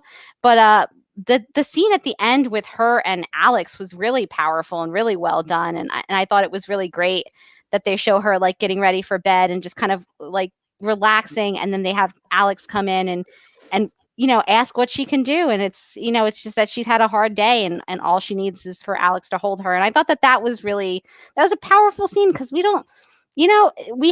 seen Alex and Kelly for a couple of seasons be together, but I feel like we don't really see enough of them. And so I'm always kind of hungry for Alex and Kelly scenes to kind of understand how their relationship works. And I feel like we've actually been getting a little bit more of it this season, which I appreciate, because before that, I think in season 5, it was like, not as much as I would have liked. I was like, what's going on with Alex and Kelly? So that scene I thought was really well done, and they both played it really, really great. I thought that was like a very powerful scene. Both of the actresses really like brought their all to it. And Ozzy was great in the whole episode. I thought she really like was a very relatable character. Like I really felt for her, her as the word of the episode, tired, like, but that she was just getting exhausted, that she was, I've experienced being the person going like, hey, could I've got a thing over. Okay. No, but now, no, not now. And so like, I could really relate to that feeling of, being in a crowd and people just not hearing you or like not taking you seriously. And I think it makes sense as a character beat for Kelly, just because the show itself sometimes doesn't, focus in on her that much or really understand like who Kelly is and what she does. And I think this episode, if anything else, really gave me a good perspective on, okay, this is who Kelly is. And I think it was telling a powerful story. It was sometimes a little on the nose. It used a lot of keywords, a lot of keyword search, some good SEO in this episode if you're searching for tired. Well, actually, that scene at the end with Alex and Kelly, that would have been the best time to use it, because she was at home getting ready for bed. That would have been tired. That would have been a perfect time to have her talk about how she was tired and exhausted. That they really should have saved it for that scene. Honestly, when you think about it. And I thought it was interesting. Like for me, a couple of scenes, I was like, the way that Kelly is talking is so like clinical about like her experiences, and I was gonna ding them for that, and then I realized like she's like a psychiatrist, and so the fact that she can kind of break down her experiences and be like, well, what I need from you right now is this, or you're not hearing me right now, or guilt is not getting me anywhere because it's not it's not an action, I need actions. That I was like, that makes sense for somebody like Kelly, who like is used to looking at her feelings very clinically and then like explaining feelings. Like that's kind of what she does. So I like that aspect of her character, that she can really, kind of even when she's feeling big things and she's, scared and she's overwhelmed, she can really distill down and like actually like, what Kelly, what's up? Is like, this is exactly how I'm feeling. I think that's a special skill. That's a very generous reading on that. I thought all of it sounded like bullet point talking points, especially in that ending scene where she was like, "You need to be an ally," and I was like, "Oh, just talk like a normal person." And maybe there are people who talk about things like that. There probably are, but it was like the recidivism rates to me, where it was like, just talk like a normal human being. That's totally fine.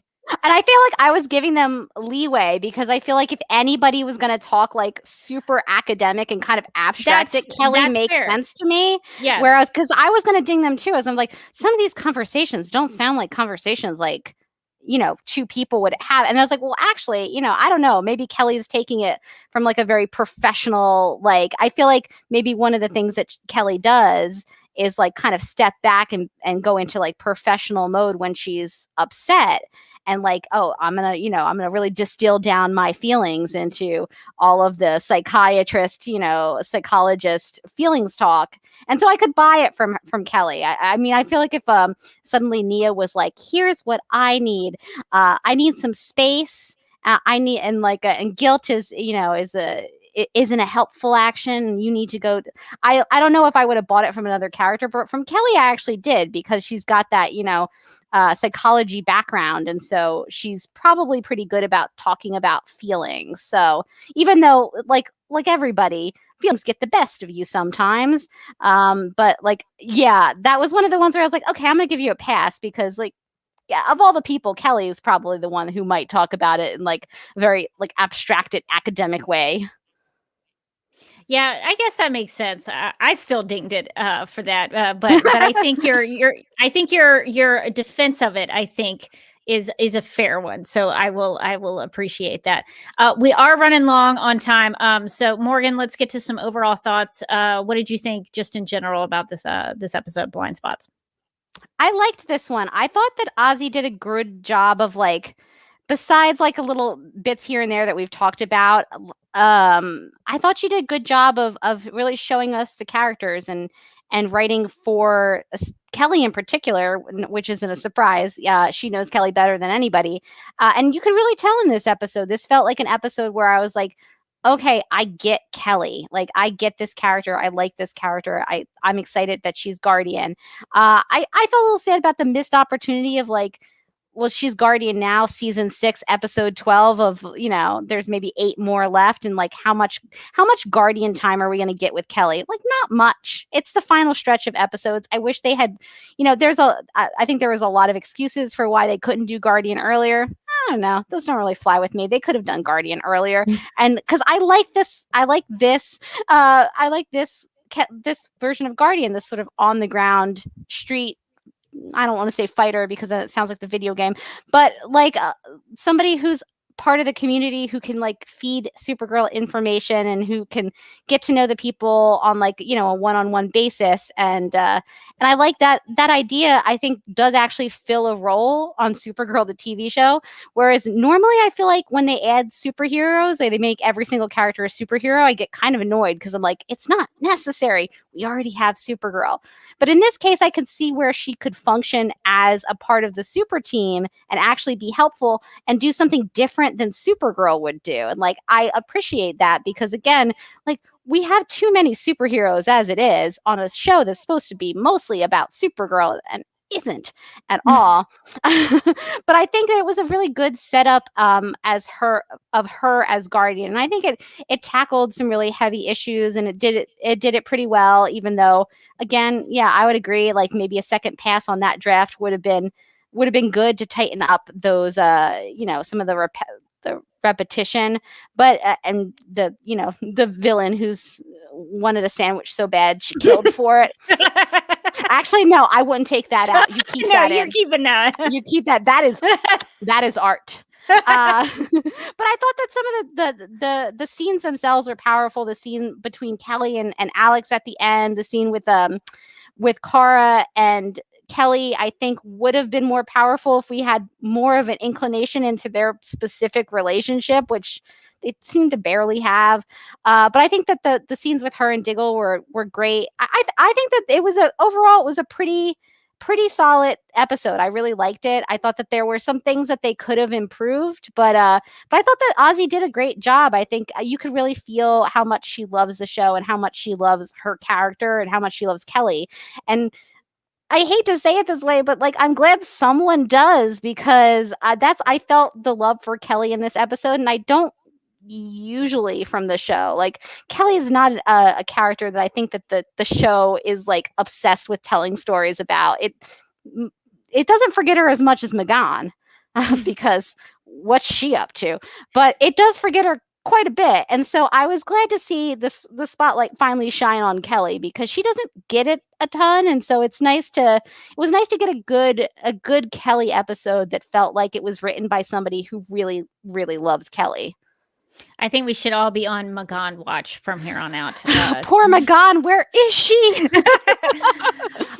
For me, I think I talked a lot about the things I liked and I disliked. But I think what's interesting to me is that when I watch Supergirl and then I watch something like Titans on HBO Max, it's a very, very different experience for me. And it's not even just because Titans doesn't tackle like topical storylines. They talk a lot about, drugs and difficult relationships and family dynamics that are really important.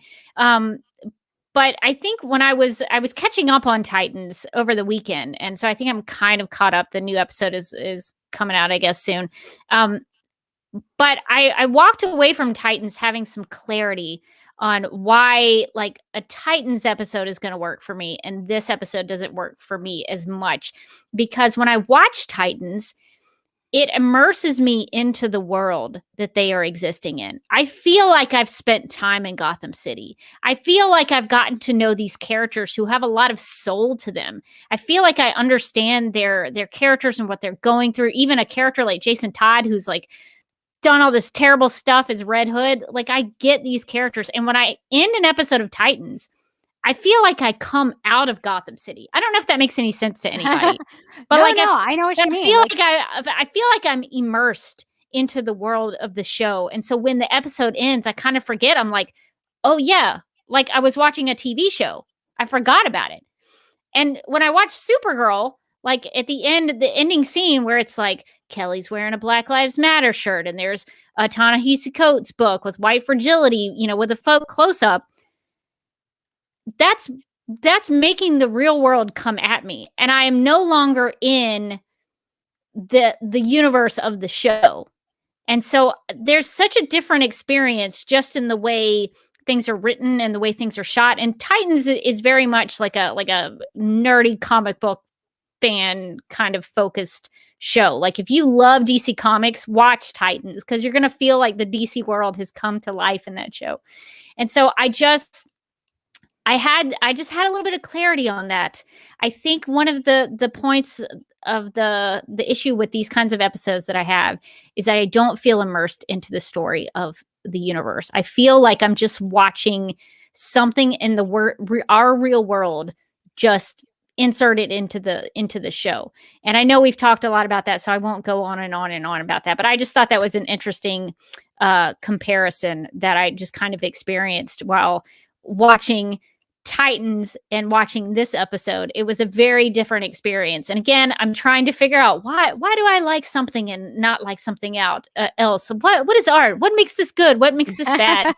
I'm on a continual journey to figure this out, to see if I'll get an answer for it.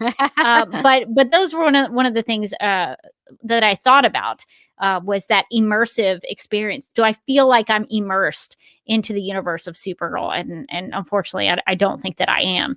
I would agree. And I think that the episode was tackling a lot of like big topics and really important things, and talking from a place of Ozzy's perspective, as a Black woman. And I think that that's all really powerful.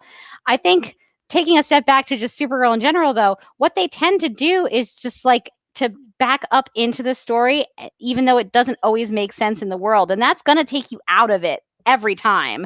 And every time. Yeah, I can like I can agree. Like there's been so many ones that we've we've kind of had to go, wait, does that make sense with a thing that they've previously set up? Or did they just forget about that so that they could make this point? And like, I don't want to be, as soon as you start asking yourselves those questions, like game over, you're out of the episode. You're out of that world that Supergirl is building, because now you're like, wait, I don't think that this logically connects to this other thing, which is what some of like the bad topical ones have done, because they wanted to tell a specific story and they were like, well, we're just going to put this on top of whatever story, like whatever thing is happening in the world of Supergirl. Is like, yeah, but would that make sense in that context? Or and they do that kind of a lot too, and it's and when I get taken out, I stop caring about the story. I hate to say that, but that's what happens. When I get taken out of the story, I don't care anymore. So I wish that Supergirl felt more like that to me, but it doesn't at this point. And so it's hard to really kind of, especially when I feel like I'm talking forever about this, but I feel like I have so many feelings about this and I don't really know what I feel about it. But also the season has not had a consistent tone. There's been like serious episode, wacky Nixley giant cat episode, serious episode. And it's kind of jarring to me. And so I'm trying to reconcile some of those things and figure out how to enjoy the show. Whereas it shouldn't be me trying to figure it out. I should just watch it and enjoy it. And it's that for me, that's my personal experience watching the show.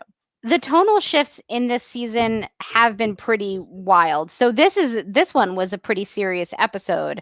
But the one before it was insane. Like, it was bonkers. It was off the wall. There was a cat, there was a dragon, there were witches in a cave that a GPS took you to. There was a 90s Lilith Fair cover band. That one was really weird, right? And then you follow it up with this episode about Kelly that's like powerful and really rooted in everyday, on the ground stuff. And then it looks like next week we're going off into Wackyville again. And so it's just like, the show doesn't have to be all, important issues or all wacky cats and laser beams, right? There can be a mix, but it would be better if it was wacky cats and later it would be better. It would be better. I'm not going to argue with that, but and there can be a special episode that's more serious from time to time, but it feels like the tone shift has just been a roller coaster where there was there was the private prisons are a bad episode. There was a gentrification is bad episode. And then there was cats. And then, and now it's this one that, that Ozzy wrote about Kelly that focuses on Kelly. And then next week looks like it's going to be off the chain crazy.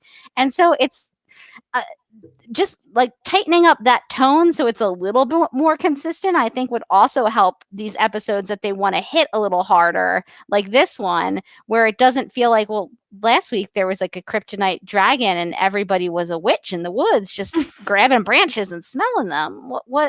What's happening? Yeah. So I agree. I think that the tonal shifts, it really do take you out of the story too, because you're like, whoa, I got to realign now. What's happening here? Yeah. Jen makes a good point, saying, I think it was a bad idea to connect the two episodes because it almost makes you feel bad for enjoying the giant cat. I actually agree with that. But Jen, don't feel bad for enjoying the giant cat. Never feel bad for enjoying that giant cat. I don't care what the show makes you feel. You should be able to enjoy that giant cat. It almost feels like they should have somehow had this episode follow maybe one of the previous episodes that were setting up the Heights storyline and then kind of transition into giant cats and stuff. I don't know. It's so all over the place is what it is. Well, they needed the giant cat to establish that all Supergirl does is fight supervillains and giant cats. Yeah. So they needed that. So I can kind of understand why they did that. But yeah, so I guess for me, a lot of this episode is just personally, how do I watch it? What do I get out of it? Is there meaning for me in it? What is the the quality of it? Because I think I'm constantly asking a question for myself is even if the message is good, does that automatically mean the art is good? And that's a question that I ask myself quite a bit about a lot of different like TV shows and films. And so I'm constantly asking myself that question. And so that's one of the things I wrestled with here is I don't know that just because you have a good message that people need to hear or that people need to talk about, that doesn't automatically mean that it's done well, that it's a good piece of art. So that just for me personally, like I'm trying to continue to wrestle with that idea of what is art? What is art? What is it? And I think that we've established that it's that lady with the sandwich. Well, we've solved it. Done. All right. Question answered. Okay. Well, I know we went long on that, but I guess it was something good that we could, work out amongst the two of us and with the people in the chat. So thank you all for staying with us in this long conversation. Well, before we get to our feedback, because I think this is going to do it for our discussion about blind spots, and we want to hear what our listeners have to say. But Morgan, today is September 22nd. Oh my God. Which means it's Supergirl's birthday. Yes. According to the 1976 Super DC calendar, today is Kara Zor-El's birthday. Fittingly, it is also Laura Vandervoort's birthday, who played Kara Kent on Smallville and also was Indigo on the CW Supergirl. So today is the character of Kara Zor-El's birthday. So happy birthday, Supergirl. I think I'm going to eat some cupcakes as I did on the previous September 22nd live stream that we did. If you don't know. What a cheerful day that was. if you were not with us during that time, it's the Collins Show episode that we did last year. It was the same day that the CW announced that Supergirl was going to be ending on the CW. So it was a real difficult day. It started out great. Everybody was loving birthday celebrations, and then it ended with us reflecting on the show being effectively canceled. Like the tone of Supergirl, it was really all over the place. Yeah, so you might have to talk for me because I'm going to be nice. You should enjoy that. You should enjoy that birthday cupcake. And while you do, I think I can read some tweets while you just really. I'm just going to stuff my face. At CM Gutierrez 74 said blind spots had a lot to say about very heavy subject matter, and it will either trigger you or make you feel seen. If you feel triggered, maybe ask why. If you feel seen, is it enough? At Mark HBPWM said, I was left wondering two things. Does that final worlds await mean that we will see Diggle in the Green Lantern show? And after last week's podcast, how does a sweet young woman like Anna have such darkness in her soul? Is this how the shade got started? Just kidding. She's awesome. She is awesome. We're big fans of Anna's. At KKyle1 says, it was pretty good. Honestly, I don't watch my superhero shows for real world social problems, but if it gets the point across to someone who needs to hear it, good for it. They just come across so preachy, it's not well done. It's not done well. That doesn't move people. The new Guardian suit is pretty cool. Still not a huge fan of the helmet. More comic accurate, but there is a reason all those outfits don't translate to live action. But it's way better than James's version. Given that very specific beauty mark above her lip, the full face covering makes it seem like we still care about some secret identities. And the braids are part of the helmet. That's actually a pretty good idea. Looking forward to seeing what they do with the character going forward. Nixley's smoky eye seemed extreme, and Diggle gave up being a Green Lantern. Yeah, can we talk about Nixley's smoky eye was just she was looking rough. That smoky eye had seen better days. That smoky eye was like halfway across her face. That smoky eye was actively escaping her face. I was worried for her. It was a tough day for Nixley. At Jen MCF3 said, I thought this episode handled real world issues in a more authentic way than just being preachy, probably because it was written by Ozzy. I think the development of Kelly as Guardian actually seemed less sudden than James. She had a greater purpose than just being jealous of Mon-El. At Fractal Inverter said, subject matter was good, but it wasn't a good episode. Brainy promoting veggies was great, though. I like that. I hope that they keep that like veggie promotion for Brainy as like a running gag through the season. I think it's still a great idea. You should eat your veggies. It's great. At Mark HPPWM said, I'm glad that Ozzy got to tell her story. Beyond that, they really dragged that councilwoman from pro-gentrification to mustache-twirling corrupt scum in a hurry. I'm surprised she didn't magically change her hair to the classic Karen meme cut. At Anthony Nia said, I'm sure this episode will get an easy ride just because Ozzy helped to write it. But sorry, I wasn't impressed. Social justice messaging is suffocating the superhero aspects of the show. And I don't appreciate my heroes of 6 years, especially Kara, being told they're not doing enough. And at That's Josue. Josue, that's right. At Josue A. Rios, 1994, said Diggle was great, seemed in character, and was respected. Everything else I didn't really like. I could have been great if they didn't ignore everything else to make the point they were trying to make. Don't ignore stuff to make that point. At least the acting was really good. And Julia sent us a pretty long email, and usually we stay away from reading long emails because it's just for time. It's hard to get everybody in. But I think maybe for this episode, since there was a lot of heavy stuff going on this week, we will allow long emails for this week. We'll allow it. We will allow it.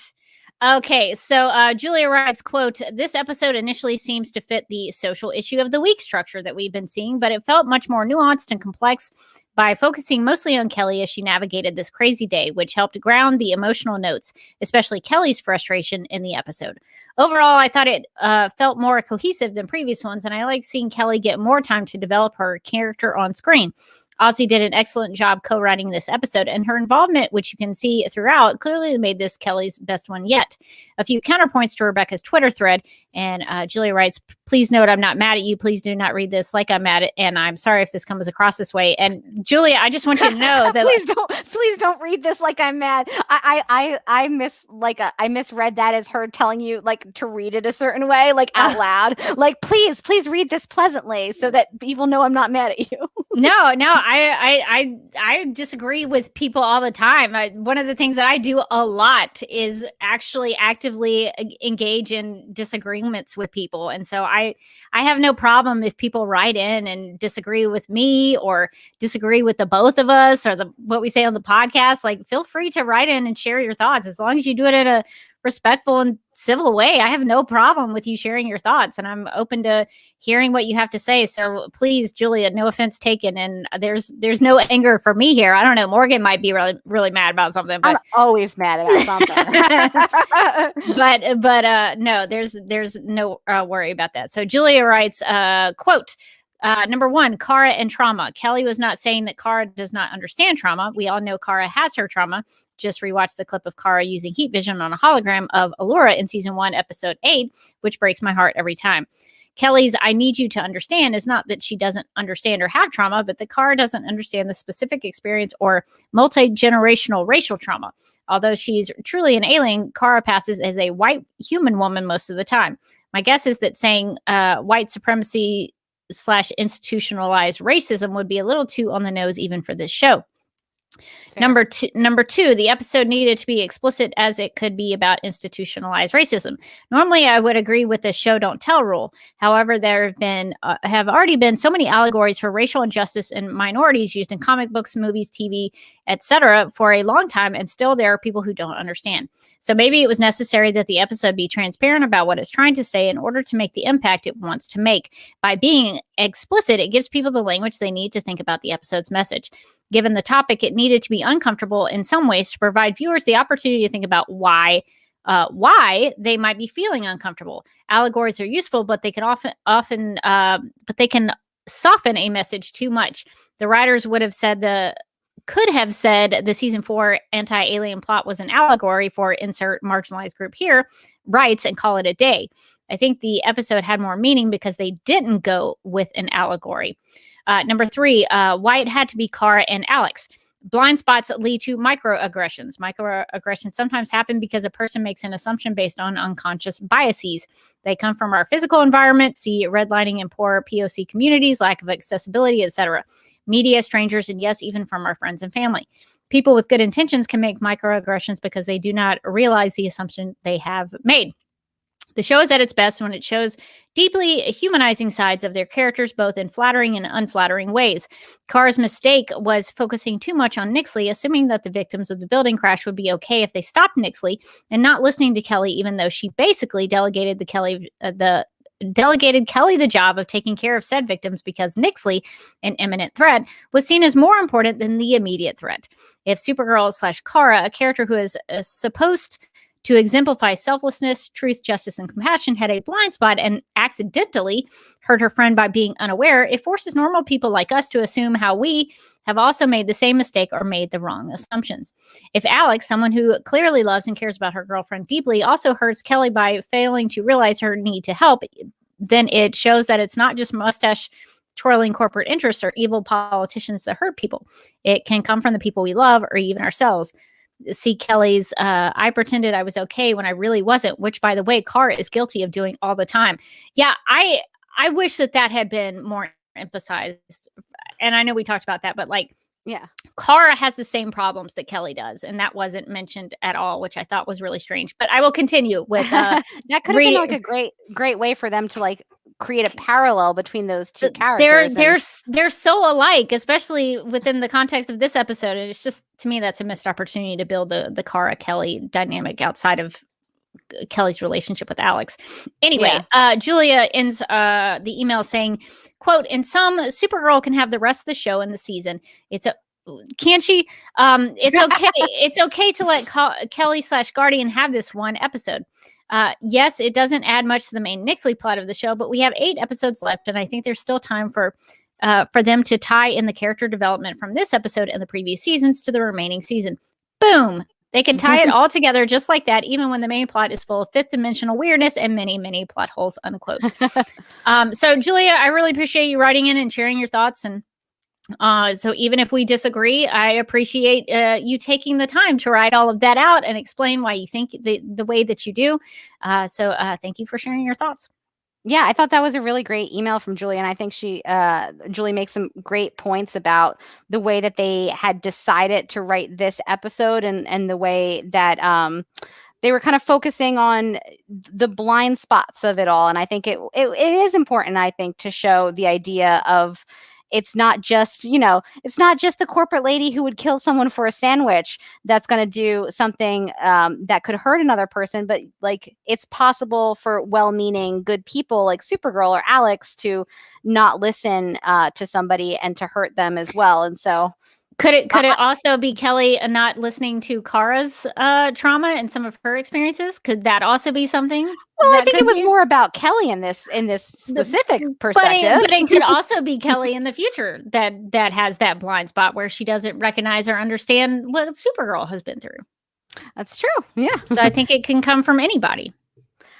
So we have an email from Irmgard who writes, "Supergirl does not do politics and social issues well. Kelly should have done an interview with William calling everybody in town out for not coming to the aid of the injured. Not go after the super friends who put their life on the line every time and for everyone. The last scene of one person asking their loved one what they needed from them was great, though. That scene was written well and acted beautifully by Kyler and Ozzy. And John once again was holding something up to cover for David Harewood's injury. I think that makes 2 walls and 1 crane now." You gotta do it. You gotta do what you gotta do, I guess.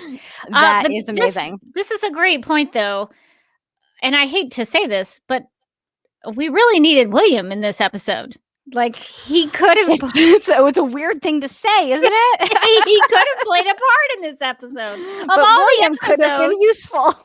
He could have done something. He could have baked her a cake, and he could have written an article that would have actually. Something. Well, I mean, presumably Kara is also a journalist. Also Nia. And you know what's really funny is that I always forget that Nia is also supposed to be a journalist. She does too, I think, sometimes. Oh boy. I knew when Kara was going to be that girl's mentor that she was going to ruin Nia, and she did. She definitely did. Yeah. Oh man. So Emma wrote in to share some thoughts about last week's episode and this week's episode. She writes, "For last week's episode, I just wanted to say that I love the fact that the show confirmed/vindicated my headcanon about Lena being the reincarnation of Morgana Pendragon, Camelot's one true queen." or at least her descendant. I also now like to think that every single one of Lena's female ancestors are just Katie McGrath in different bad wigs. So good. For this week's episode, I first wanted to ask if you guys ever noticed how the Guardian shield kind of looks like a turtle shell. Turtle boy, girl, Olsen? I never noticed it with James' shield, but seeing Kelly's gold version, my first thought was turtle shell. Overall, this episode wasn't my favorite, not as good as last week's, but there have definitely been worse episodes. The emotional acting was, as always, top notch. The issues being communicated seemed less sledgehammery than usual, so that was good. The real witchcraft of this episode was the grimoire somehow managing to beat Lena home. It was a little weird. Well, Daryl sent us an email to share some points and ask some questions, writing, quote, I don't understand why James would send Kelly a helmet that had those sight issues when his own helmet during his Guardian days didn't have that division between the eyes. It took me a while to understand, and then goes on to say, it took me a while to understand Ozzy's writing style, but I think I get it. Ozzy has seen Melissa give all those speeches week after week, and now that she is the one writing the show, she wants monologues for herself. Yeah, Kelly did have some hope speeches in this one. She did. Daryl also asks, is anyone else seriously wondering when James met Diggle? Yeah, I mean, it's obviously off screen. We were not there. Where all the best stuff happens on this show. Off Screensville is a really good show that we're just we're missing out on. One day we'll know. So Daryl goes on to say, let's see. I have no idea when that would have happened, but then again, Kelly first meeting Kara isn't shown to us all in just reference. That's true. That happened in season 4. Oh, geez. I get it. We all love Diggle, but using a one and done character to make Kelly feel more justified in her feelings is less meaningful to me. And that's an interesting perspective. What is this show's obsession with making a Supergirl feel guilty about everything? That has been the case because she did feel guilty in, I think, the previous episode. About Nixley, yeah. Yeah. So that's kind of 2 episodes in a row where they've just been beating Supergirl up mentally. And I don't like it. But Daryl says, does Kelly not know who she's talking to? No one hopes more than Kara, and she has said herself she remembers every single person she has ever saved. And Daryl says, I didn't quite connect to Kelly's emotion in the final scene, and it just seemed like showing her getting ready for bed was to pad the runtime until Alex got there. When she was, well, I don't know about that. I think it was trying to show her maybe a little bit of her humanity. Like she did all this Guardian stuff. She saved the day and all this kind of stuff. But like when she went home, I kind of got the idea that like it was trying to show that this is who she is when she goes home. And like, this is what things are like for Kelly when she goes home. So yeah, I thought that scene was actually really powerful. Like just, her getting home at the end of the day and putting her hair up in the scarf and just kind of showing her kind of, I don't know, at home and at rest and kind of processing the day. I thought I liked that scene a lot, actually. Yeah, it was almost until they started talking. It was almost a very impactful scene for me. Like when they started talking, I was like, oh, all the air just deflated out of the scene for me. Because like it was letting me feel things. It like up until then, like the music was there and I saw the visuals and it was immersing me into the scene. I was in there trying to feel what Kelly was feeling. And then they started talking. I was like, oh, get out of here. So I was almost with that final scene, but it took me out. Let's see, where are we with Daryl's email? He says, when she was talking about unpacking things, I just couldn't help but think, oh, Kelly, no one unpacks anything on this show because no one goes to therapy like they should. Too bad the writers obviously feel like going down the Guardian route rather than the therapy route everyone on this show so desperately needs. And Daryl also asked, why is Kelly going out alone without a signal watch? I also asked that same question. She should be given a signal watch. That would complete the whole Guardian look, I think. Daryl also asked, so they made a cuff to put on Nixley, but they didn't make a way to track it. That's a valid question. Yeah, not a great choice. Daryl also says, I was very surprised to see councilperson Rankin come back in a story that in previous seasons would have had Morgan Edge's fingerprints all over it. Was anyone, sorry, were you going to say something, Morgan? Oh, to have Morgan Edge back again. That would have been perfect for him. dealing with the real estate of the town and all that kind of stuff. Perfect. That would have made so much sense. Daryl also asks, was anyone else surprised to see a non-Catco news organization represented? I really feel like any of us could have told Kelly that calling Andrea would have gotten her nowhere. And then Daryl ends by saying two things. I do like the reference to Black Lightning. It's good to see Supergirl recognizing the superior show in terms of writing social issues in the script every week. I've heard good things about Black Lightning. Saying, we miss you, Pierce family.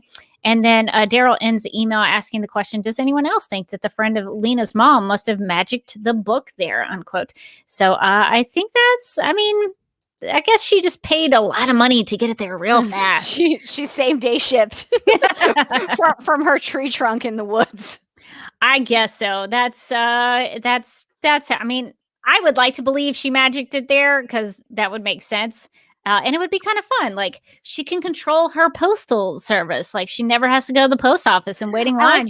She never has to have a stamp. She gets it there. It just goes there. I like to think that she handed it to like a chipmunk to go send to the FedEx. Go send this now. I mean, if you can't use your magical powers to send things by mail, what can you do? What are you doing? Why do you even bother having magic? I don't understand. All right, so I guess we should get to some snap judgments before we wrap up this live stream. In the game of snap judgments, each person is presented with two options, but must only choose one. First instincts are recommended and explanations are unnecessary. Oh boy, we have a lot of snap judgments this time. A lot. All right, let's get ready. Okay, our first set of snap judgments come from Emma. Which would you rather see? Cat Grant making a brief cameo appearance to ask Kara and Nia why they never show up to work anymore. Or little Esme leading the News Gal Legion and later presenting Kelly with a desk of her very own. Oh, that is so tough. Because I want to see Cat Grant really let them have it about not showing up to work. That would be great. But I also get the News Gal Legion in the other one. Ooh, this is a tough one. I'm gonna say News Gal Legion on this one. I want that News Gal Legion so bad. I can't believe I'm willing to turn down Cat Grant, but give me those News Gals. And if you didn't see or listen to our interview with Ozzy Tesfaye, you definitely should check it out because we did introduce her to the concept of the News Gal Legion. She seemed pretty on board with it. And I just want to apologize to all Supergirl Radio listeners and Supergirl fans that maybe if we had talked to her earlier, maybe if sooner, it's on us, really. I think I feel a big burden. I think so. That we're the reason we don't have the News Gal Legion. I think if we had maybe just talked to her a little earlier, we maybe could have gotten it. I think.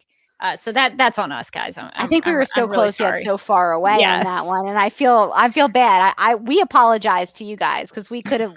I think we could have delivered that for you. I think we maybe could have at least gotten the News Gal Legion. She was writing episodes. If we had just put that in her ear a little bit sooner. Kicking myself. Darn it. Okay. Emma's next snap judgment. Which outfit would you rather see Lena don before the show's end? One of her Lady Morgana dresses from pre-evil turn on Merlin, one of her Dark Sorceress Morgana dresses from the post-evil turn, or a classic witch ensemble of black robes and a pointy hat, broomstick, and black cat included. This is a tough one. I mean, I do kind of want to see Katie on a broomstick. That with the pointy hat. That's very tempting. That's really tempting. It's really tempting. I don't know, her pre-turn on Merlin, she had all these really pretty dresses and she looked great. She was very royal. But I have a soft spot for crazy Morgana with the crazy hair and the pet dragon and all. There's in my heart, I have a soft spot for the post magic evil turn of Morgana. So I guess I'll have to pick that one. That's a good one. I never made it that far into Merlin to see her get evil and dragons. I know. Oh, The we've got to episodes get were you to so watch it. long, though, Rebecca. They were so long. They are long. And a lot of times not much happens in them. And it reminded me a lot of Smallville, but like if Smallville episodes were like an hour and a half and a lot of it was just like walking through the woods. And so I did tap out, unfortunately, before we got to some of the choice Morgana stuff. So I have to go like traditional witch. Like I think nothing would be funnier to me. If like they're all like getting together in their superhero pose, it's like the Super Friends, and it's like, and then Lena, and then she just comes up. She's got the broom, she's got a black cat, she's got the little pointy hat, and they're like, "What are you doing?" She's like, "I'm a witch." You know how like when Lena finally got to be part of the Super Friends, she committed too hard. She freaked everybody out. I want her to commit to being a witch that hard, where it's like Lena, you've got to. This is too much. Like no one's asking you to do this, and she's like, "Ha ha ha!" and she's cackling. She's got like a cauldron, and she's really committed to the bit like too hard. Oh, I would be into that. Okay, if Lena were to have a pet, would you rather she have a black super cat like Streaky or a white baby dragon like on Merlin? Okay, so since you haven't seen that part of Merlin, I brought a visual for you. Good. I think this is going to, it may change some minds, I think. So here is, this is Morgana's baby dragon. Oh, he's so cute though. He's so cute. I love him. I gotta go this baby dragon. I mean, Streaky's Supergirl's cat. Yeah.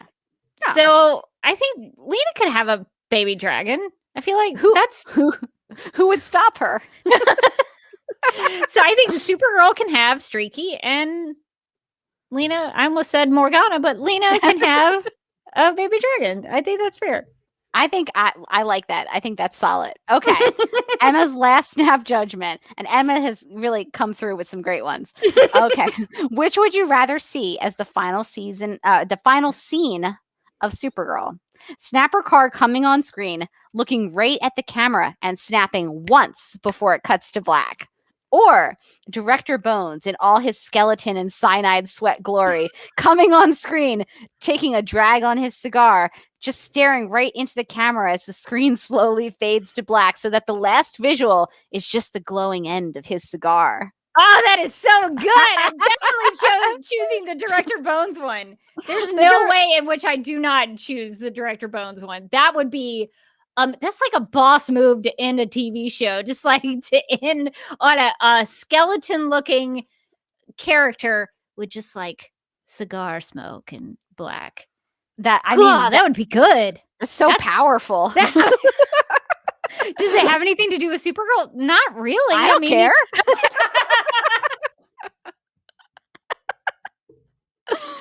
A lot of the show didn't. It's cool. Yeah. Go for Director Bones. Man, that would have been a cool, like, even if they didn't do the final scene of the show, but like that would have been a cool like reveal at the end of a season to introduce the next big bad. Good. Oh, that would have been a cool way to end the season. The missed opportunities are heartbreaking. I love that visual. The glowing end of his cigar. Yeah. It's so good. So good. That's so very cinematic. You have a talent, Emma. I like that. Okay. Sorry. Well, our next, I just want to kind of preface this next snap judgment. So in our last episode, Anna was on one of the best snap judgmenters. I don't know what you would call people who send in snap judgments, but Anna was on the podcast and missed an opportunity to do a snap judgment. And so she sent in a voicemail to respond to one of the snap judgments that was, I think, in the live chat or in one of the comments somewhere. So we're going to hear her make the snap judgment. And then we're going to make the snap judgment on the snap judgment that she responded to. So if that makes any sense. So let's snap play Inception. Let's play the voicemail and hear what Anna has to say about it. Hi, it's Anna. I noticed Rachel left a snap judgment in the comments when I was on, so I wanted to answer it for Rachel. So she asked me which was the worst thing. So not which one is, better, but which one's worse. So I'll answer it that way. So she said, Lena's new magical powers, making it impossible for Kara to be around her anymore, because Kryptonians are vulnerable to magic, or her powers overwhelming her and making her go evil. I think those are great choices. I like, personally, the one where she can't be around Kara anymore, because in that scenario, they both are of sound mind, they both care about each other still, and not being able to be around each other would make both of them very sad, it's very angsty, it's worse, but her being evil, I just think it's fun and, great, so I wouldn't think that one was the worst, but her not being able to be around Kara, because Kara would cry, Lena would cry. So I just want to answer that snap judgment. It was a really good one, Rachel. Respect from Anna, Rachel, on that one. I think somebody said, Nicole in the chat said, Anna, our dark snap artist. Artiste, yes. So Morgan, of those choices, what are we going with? I think the worst thing is the magical powers making it impossible to be around Kara, because then, they're just going to be really sad. Her being evil is, listen, the opportunities for fun there, I think, too much. If we could get, Dark Lena from the 100th episode that's got, the heart and stuff. Yeah, Metallo Lena. If we get, I don't know. That's fun. I don't know that that's a problem. But the other way, you just get they're just sad. They're just bummed out.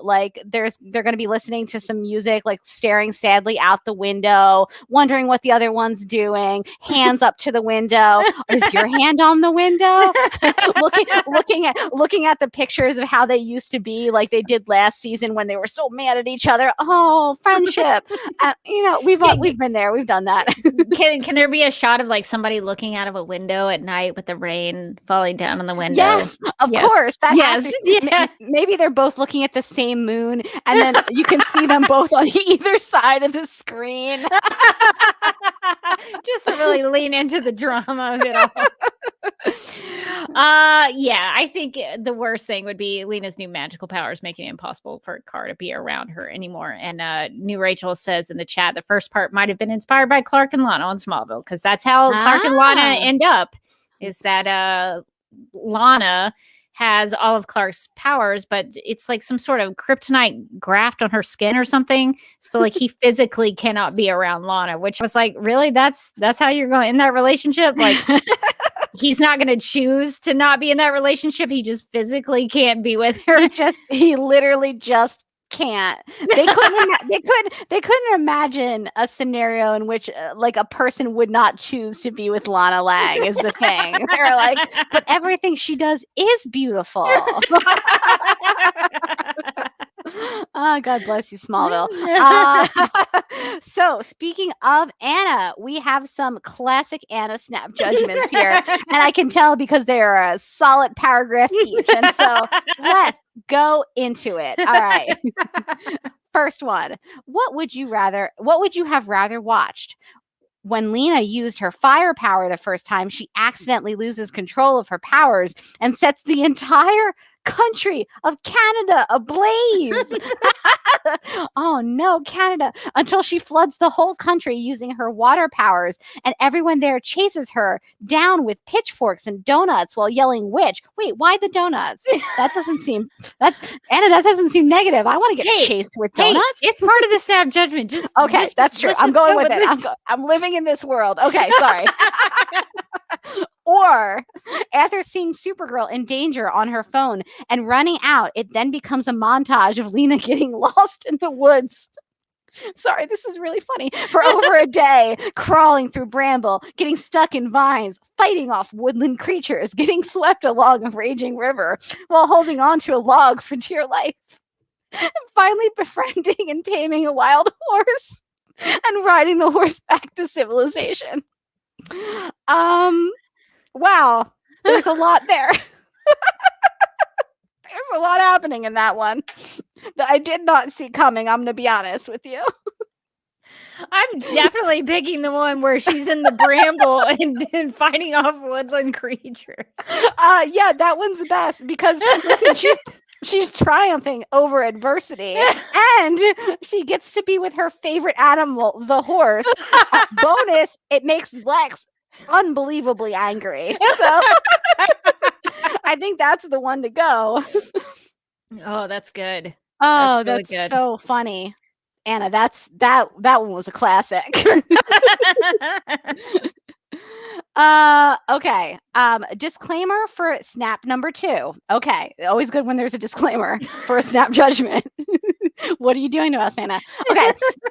She said, I struggled with this snap. I know the councilwoman is supposed to be the villain. I personally find all villains interesting on these types of shows. And I know this was a serious topic, but I want to treat this villain the same way I would treat any other villain on the show. Other villains have tried to mind control the planet and kill Supergirl, but I'm aware this villain is supposed to be worse than those villains due to real world issues. Okay, so that is Anna's pre-snap disclaimer.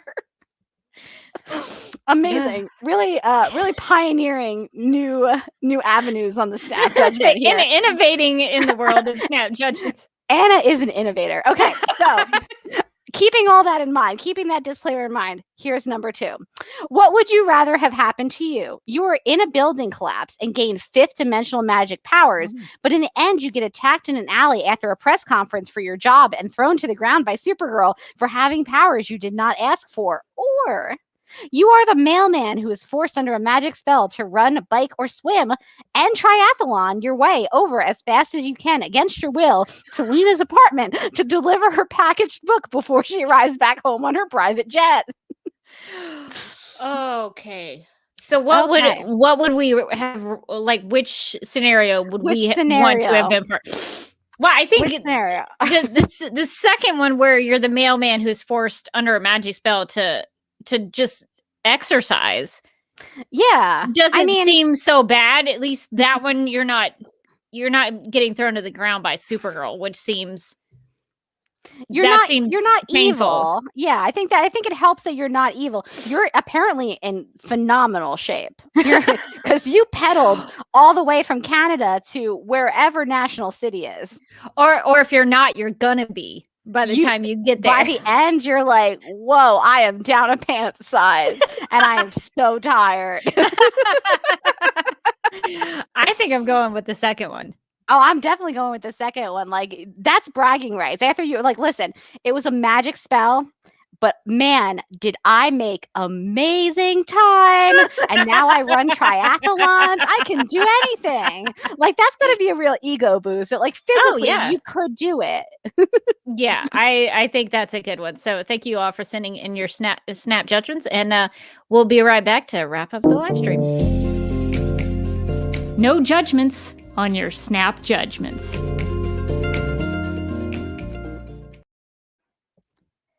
All right, I think that's going to do it for all of our thoughts on Supergirl Season 6, the episode Blind Spots. So thank you for sending in your feedback and all of your thoughts. We really appreciate that. And I think we are going to go and listen to some Supergirl Radio and DC TV Plug so you can find out how to keep in touch with us. If you would like to contact Supergirl Radio, you can post a comment on our website at supergirlradio.com. You can email us at supergirlradio@gmail.com. If you'd like to leave us a voicemail, you can call us at 678-718-7252. You can like us on Facebook and follow us on Twitter and Instagram, all at Supergirl Radio. You can listen to us on Apple Podcasts, Stitcher, iHeartRadio, Google Podcasts, Radio Public, Podchaser, and Spotify, where we also have a Spotify playlist that includes music featured on and inspired by the CW's Supergirl TV series. We are listed on DC's fan page, which you can find at dccomics.com/DC-fans. If you like what we do, we encourage you to give us a rating and write us a review on Apple Podcasts. If you enjoy our Supergirl Radio live streams, make sure to subscribe to the DC TV Podcast YouTube channel and hit that notification bell to get notified when we go live and wired. DC TV Podcast also has a TeePublic store, so if you're in need of new DC TV related t-shirts, tank tops, sweatshirts, onesies, mugs, notebooks, pillows, or stickers, go to supergirlradio.com and click on the TeePublic store link at the top of the page. Supergirl Radio is part of the DC TV Podcast Network. So if you also like The Flash, Legends of Tomorrow, Black Lightning, Titans, Doom Patrol, Batwoman, Stargirl, Superman and Lois, and the upcoming Green Lantern, Justice League Dark, and Strange Adventure shows, and DC TV After Dark, you can subscribe to the DC TV Podcast Mega Feed on Apple Podcasts. Follow at DC TV Podcasts on Twitter, and like DC TV Podcasts on Facebook, or else. This has been a message from Hope, inhabiting the Flash Vessel, also known as New Rachel. I know there's going to come a day when we're going to have to get new plugs, because there's going to be, I think there's already new shows. So one day that will have to change, because new shows are going to just keep getting added to the podcast network. Yeah, so I guess, and speaking of the DCT, do you want to tell them about the T Public Store? Do we? Beaker is underfoot, and he has just occasionally just been jumping up to attack me and then go back down. It's a very stressful situation that I'm in here. He didn't want to be on camera this week. He doesn't want to be on camera. He apparently also doesn't want me to be on camera. So that's very complicated for him. He's feeling a lot of things. But if you like DC TV podcasts and t-shirts, we've got a Guardian design. Oh, geez, I guess he's back. There's Beaker. He's like, no, we got to talk about me. Let's talk about me. Beaker, you're very far away from the camera now. It's right there. Speak of the devil, and he appears. That's true. Now he's just gonna kind of. No, you can't. This is too high. This is you're too high now. Nope, he's planted himself. That's okay. That's okay. We live. He's pushing the screen now. He's running. I thought that was you adjusting it. No, it's not my choice. This is not a choice that I'm making. This is the choice he's making for me. I've lost control of this live stream. Yeah, we see that tail just kind of creeping in that shot there. Beaker, stop eating that. Beaker, come here. Yeah, all right. There you go. Say hi to the public. Hello. Like, no, I'll do what I want. I'll just stand right here in front of you. Yeah, buddy. Yeah, you're a good cat, huh? No, not the wires to the headphones. No. Is he just gonna I mean, he could just hang out. Goodbye. Oh my God. I mean, he's welcome to just plant himself there. And he would just plant himself like right in front of the camera, so you couldn't see his face or his body. Just some fur. He doesn't know what makes good television. We need to instruct him on camera placement and exactly. He's learning. He's still young, and he's new to the industry, is what he is. So I guess we should tell people about the T Public Store. Speaking of the T Public Store, before Beaker interrupted. A great transition over to that T Public Store, where we've got a Guardian design that you can get on a pillow or a t-shirt, a sticker, a mask, or a tank top. Yeah, unfortunately, there's no. I don't think there's any Kelly.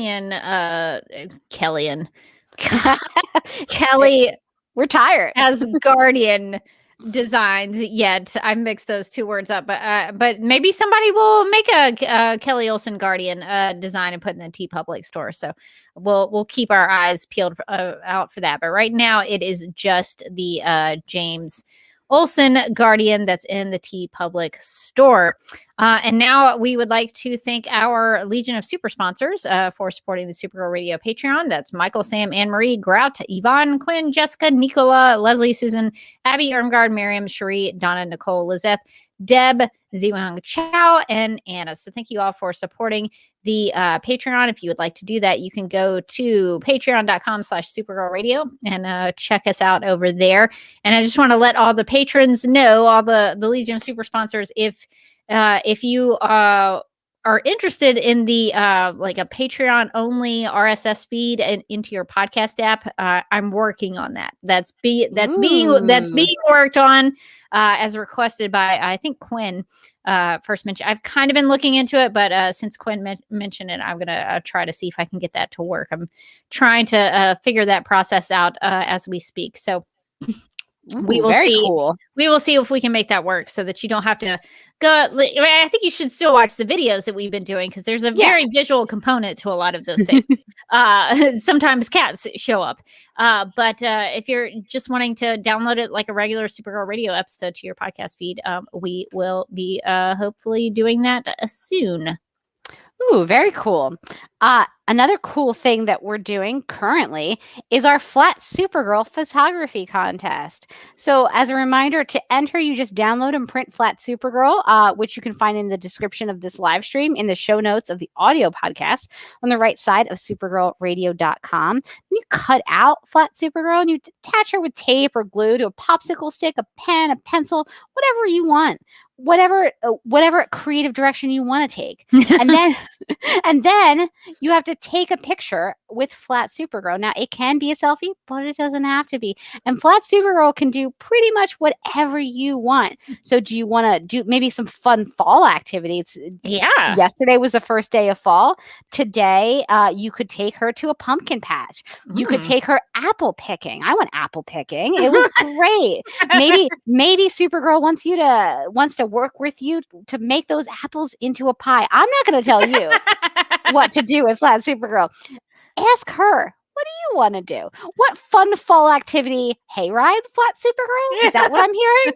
Take Flat Supergirl on a hayride. Whatever you and Flat Supergirl get up to this great fall season, make sure that you post a picture, as many as you like, so you can take her on all those adventures, and post them to Twitter, Instagram, or Facebook. And make sure you tag at Supergirl Radio and use the hashtag Supergirl Adventures. Yeah, I think it would be nice. Maybe like you could have Supergirl going out and looking at the fall colors that are beautiful. Keep some leaves with Flat Supergirl. Yeah, you could do so many fall things. I'm definitely taking notes on all these ideas so that I can do that with Flat Supergirl myself.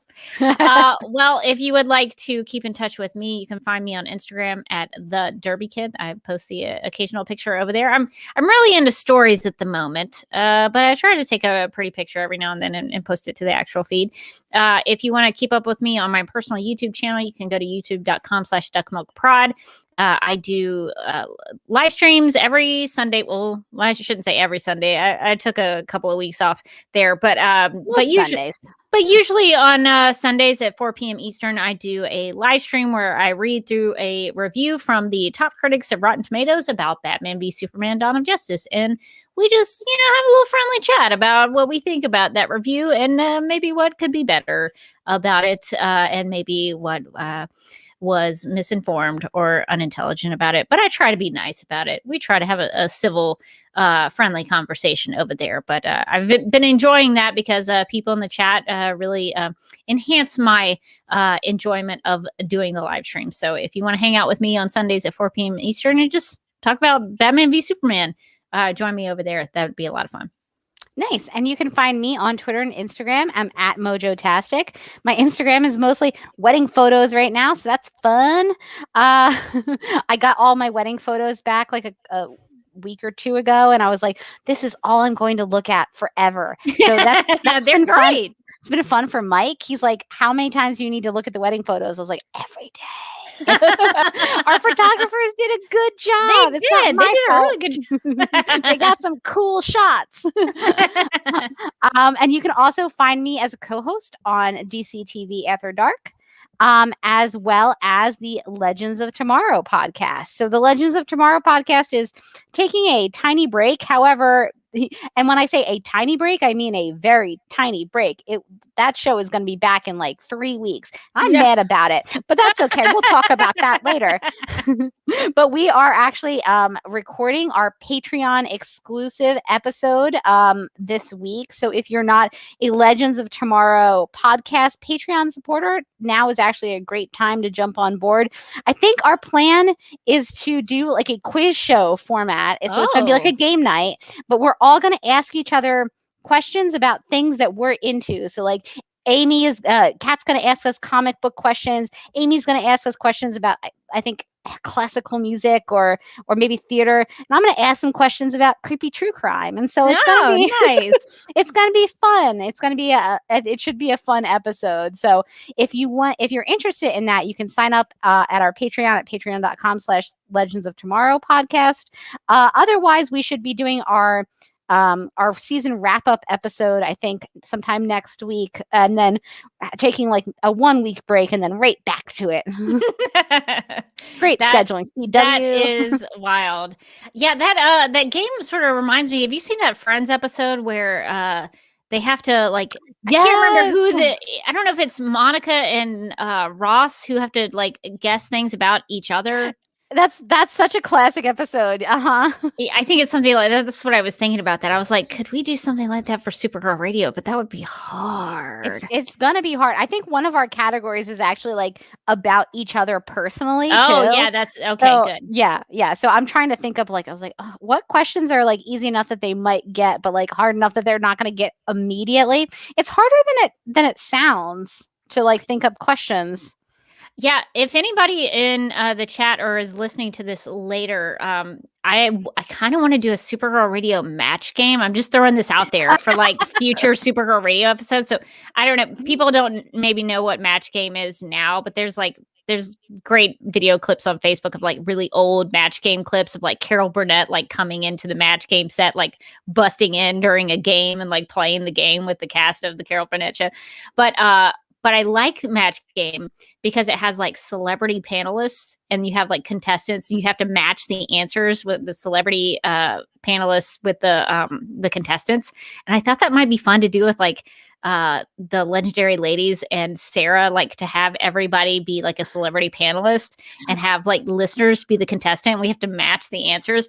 It's a concept right now. We're going to have to workshop this. I like this. But I think that would be really, really fun because match game is actually kind of hard, but I think it would be fun to play. So I think we need to keep working on the match game idea. So Supergirl Radio game nights are in the works. But yeah. Nice. So I appreciate that y'all are doing that on the Legends of Tomorrow podcast. That's very cool. Okay. Well, I know this has been a long episode. Very, very long, but I think we got some good stuff done here. So I guess that's gonna do it for this episode of Supergirl Radio. But until next time, I'm still Rebecca Johnson. And I'm still Morgan Glennon, and we'd like to welcome Guardian to the Super Friends team.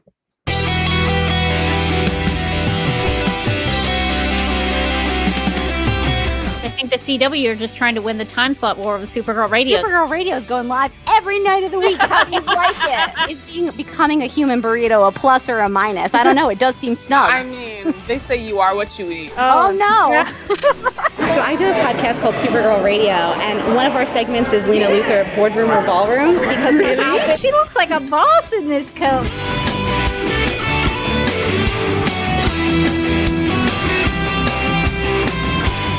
Is Nasty Luthor like a different Luthor? It's not just Lena being mean? No. Helen Slater here. It's so fun to know that you're hosting a podcast called Supergirl Radio. Yeah!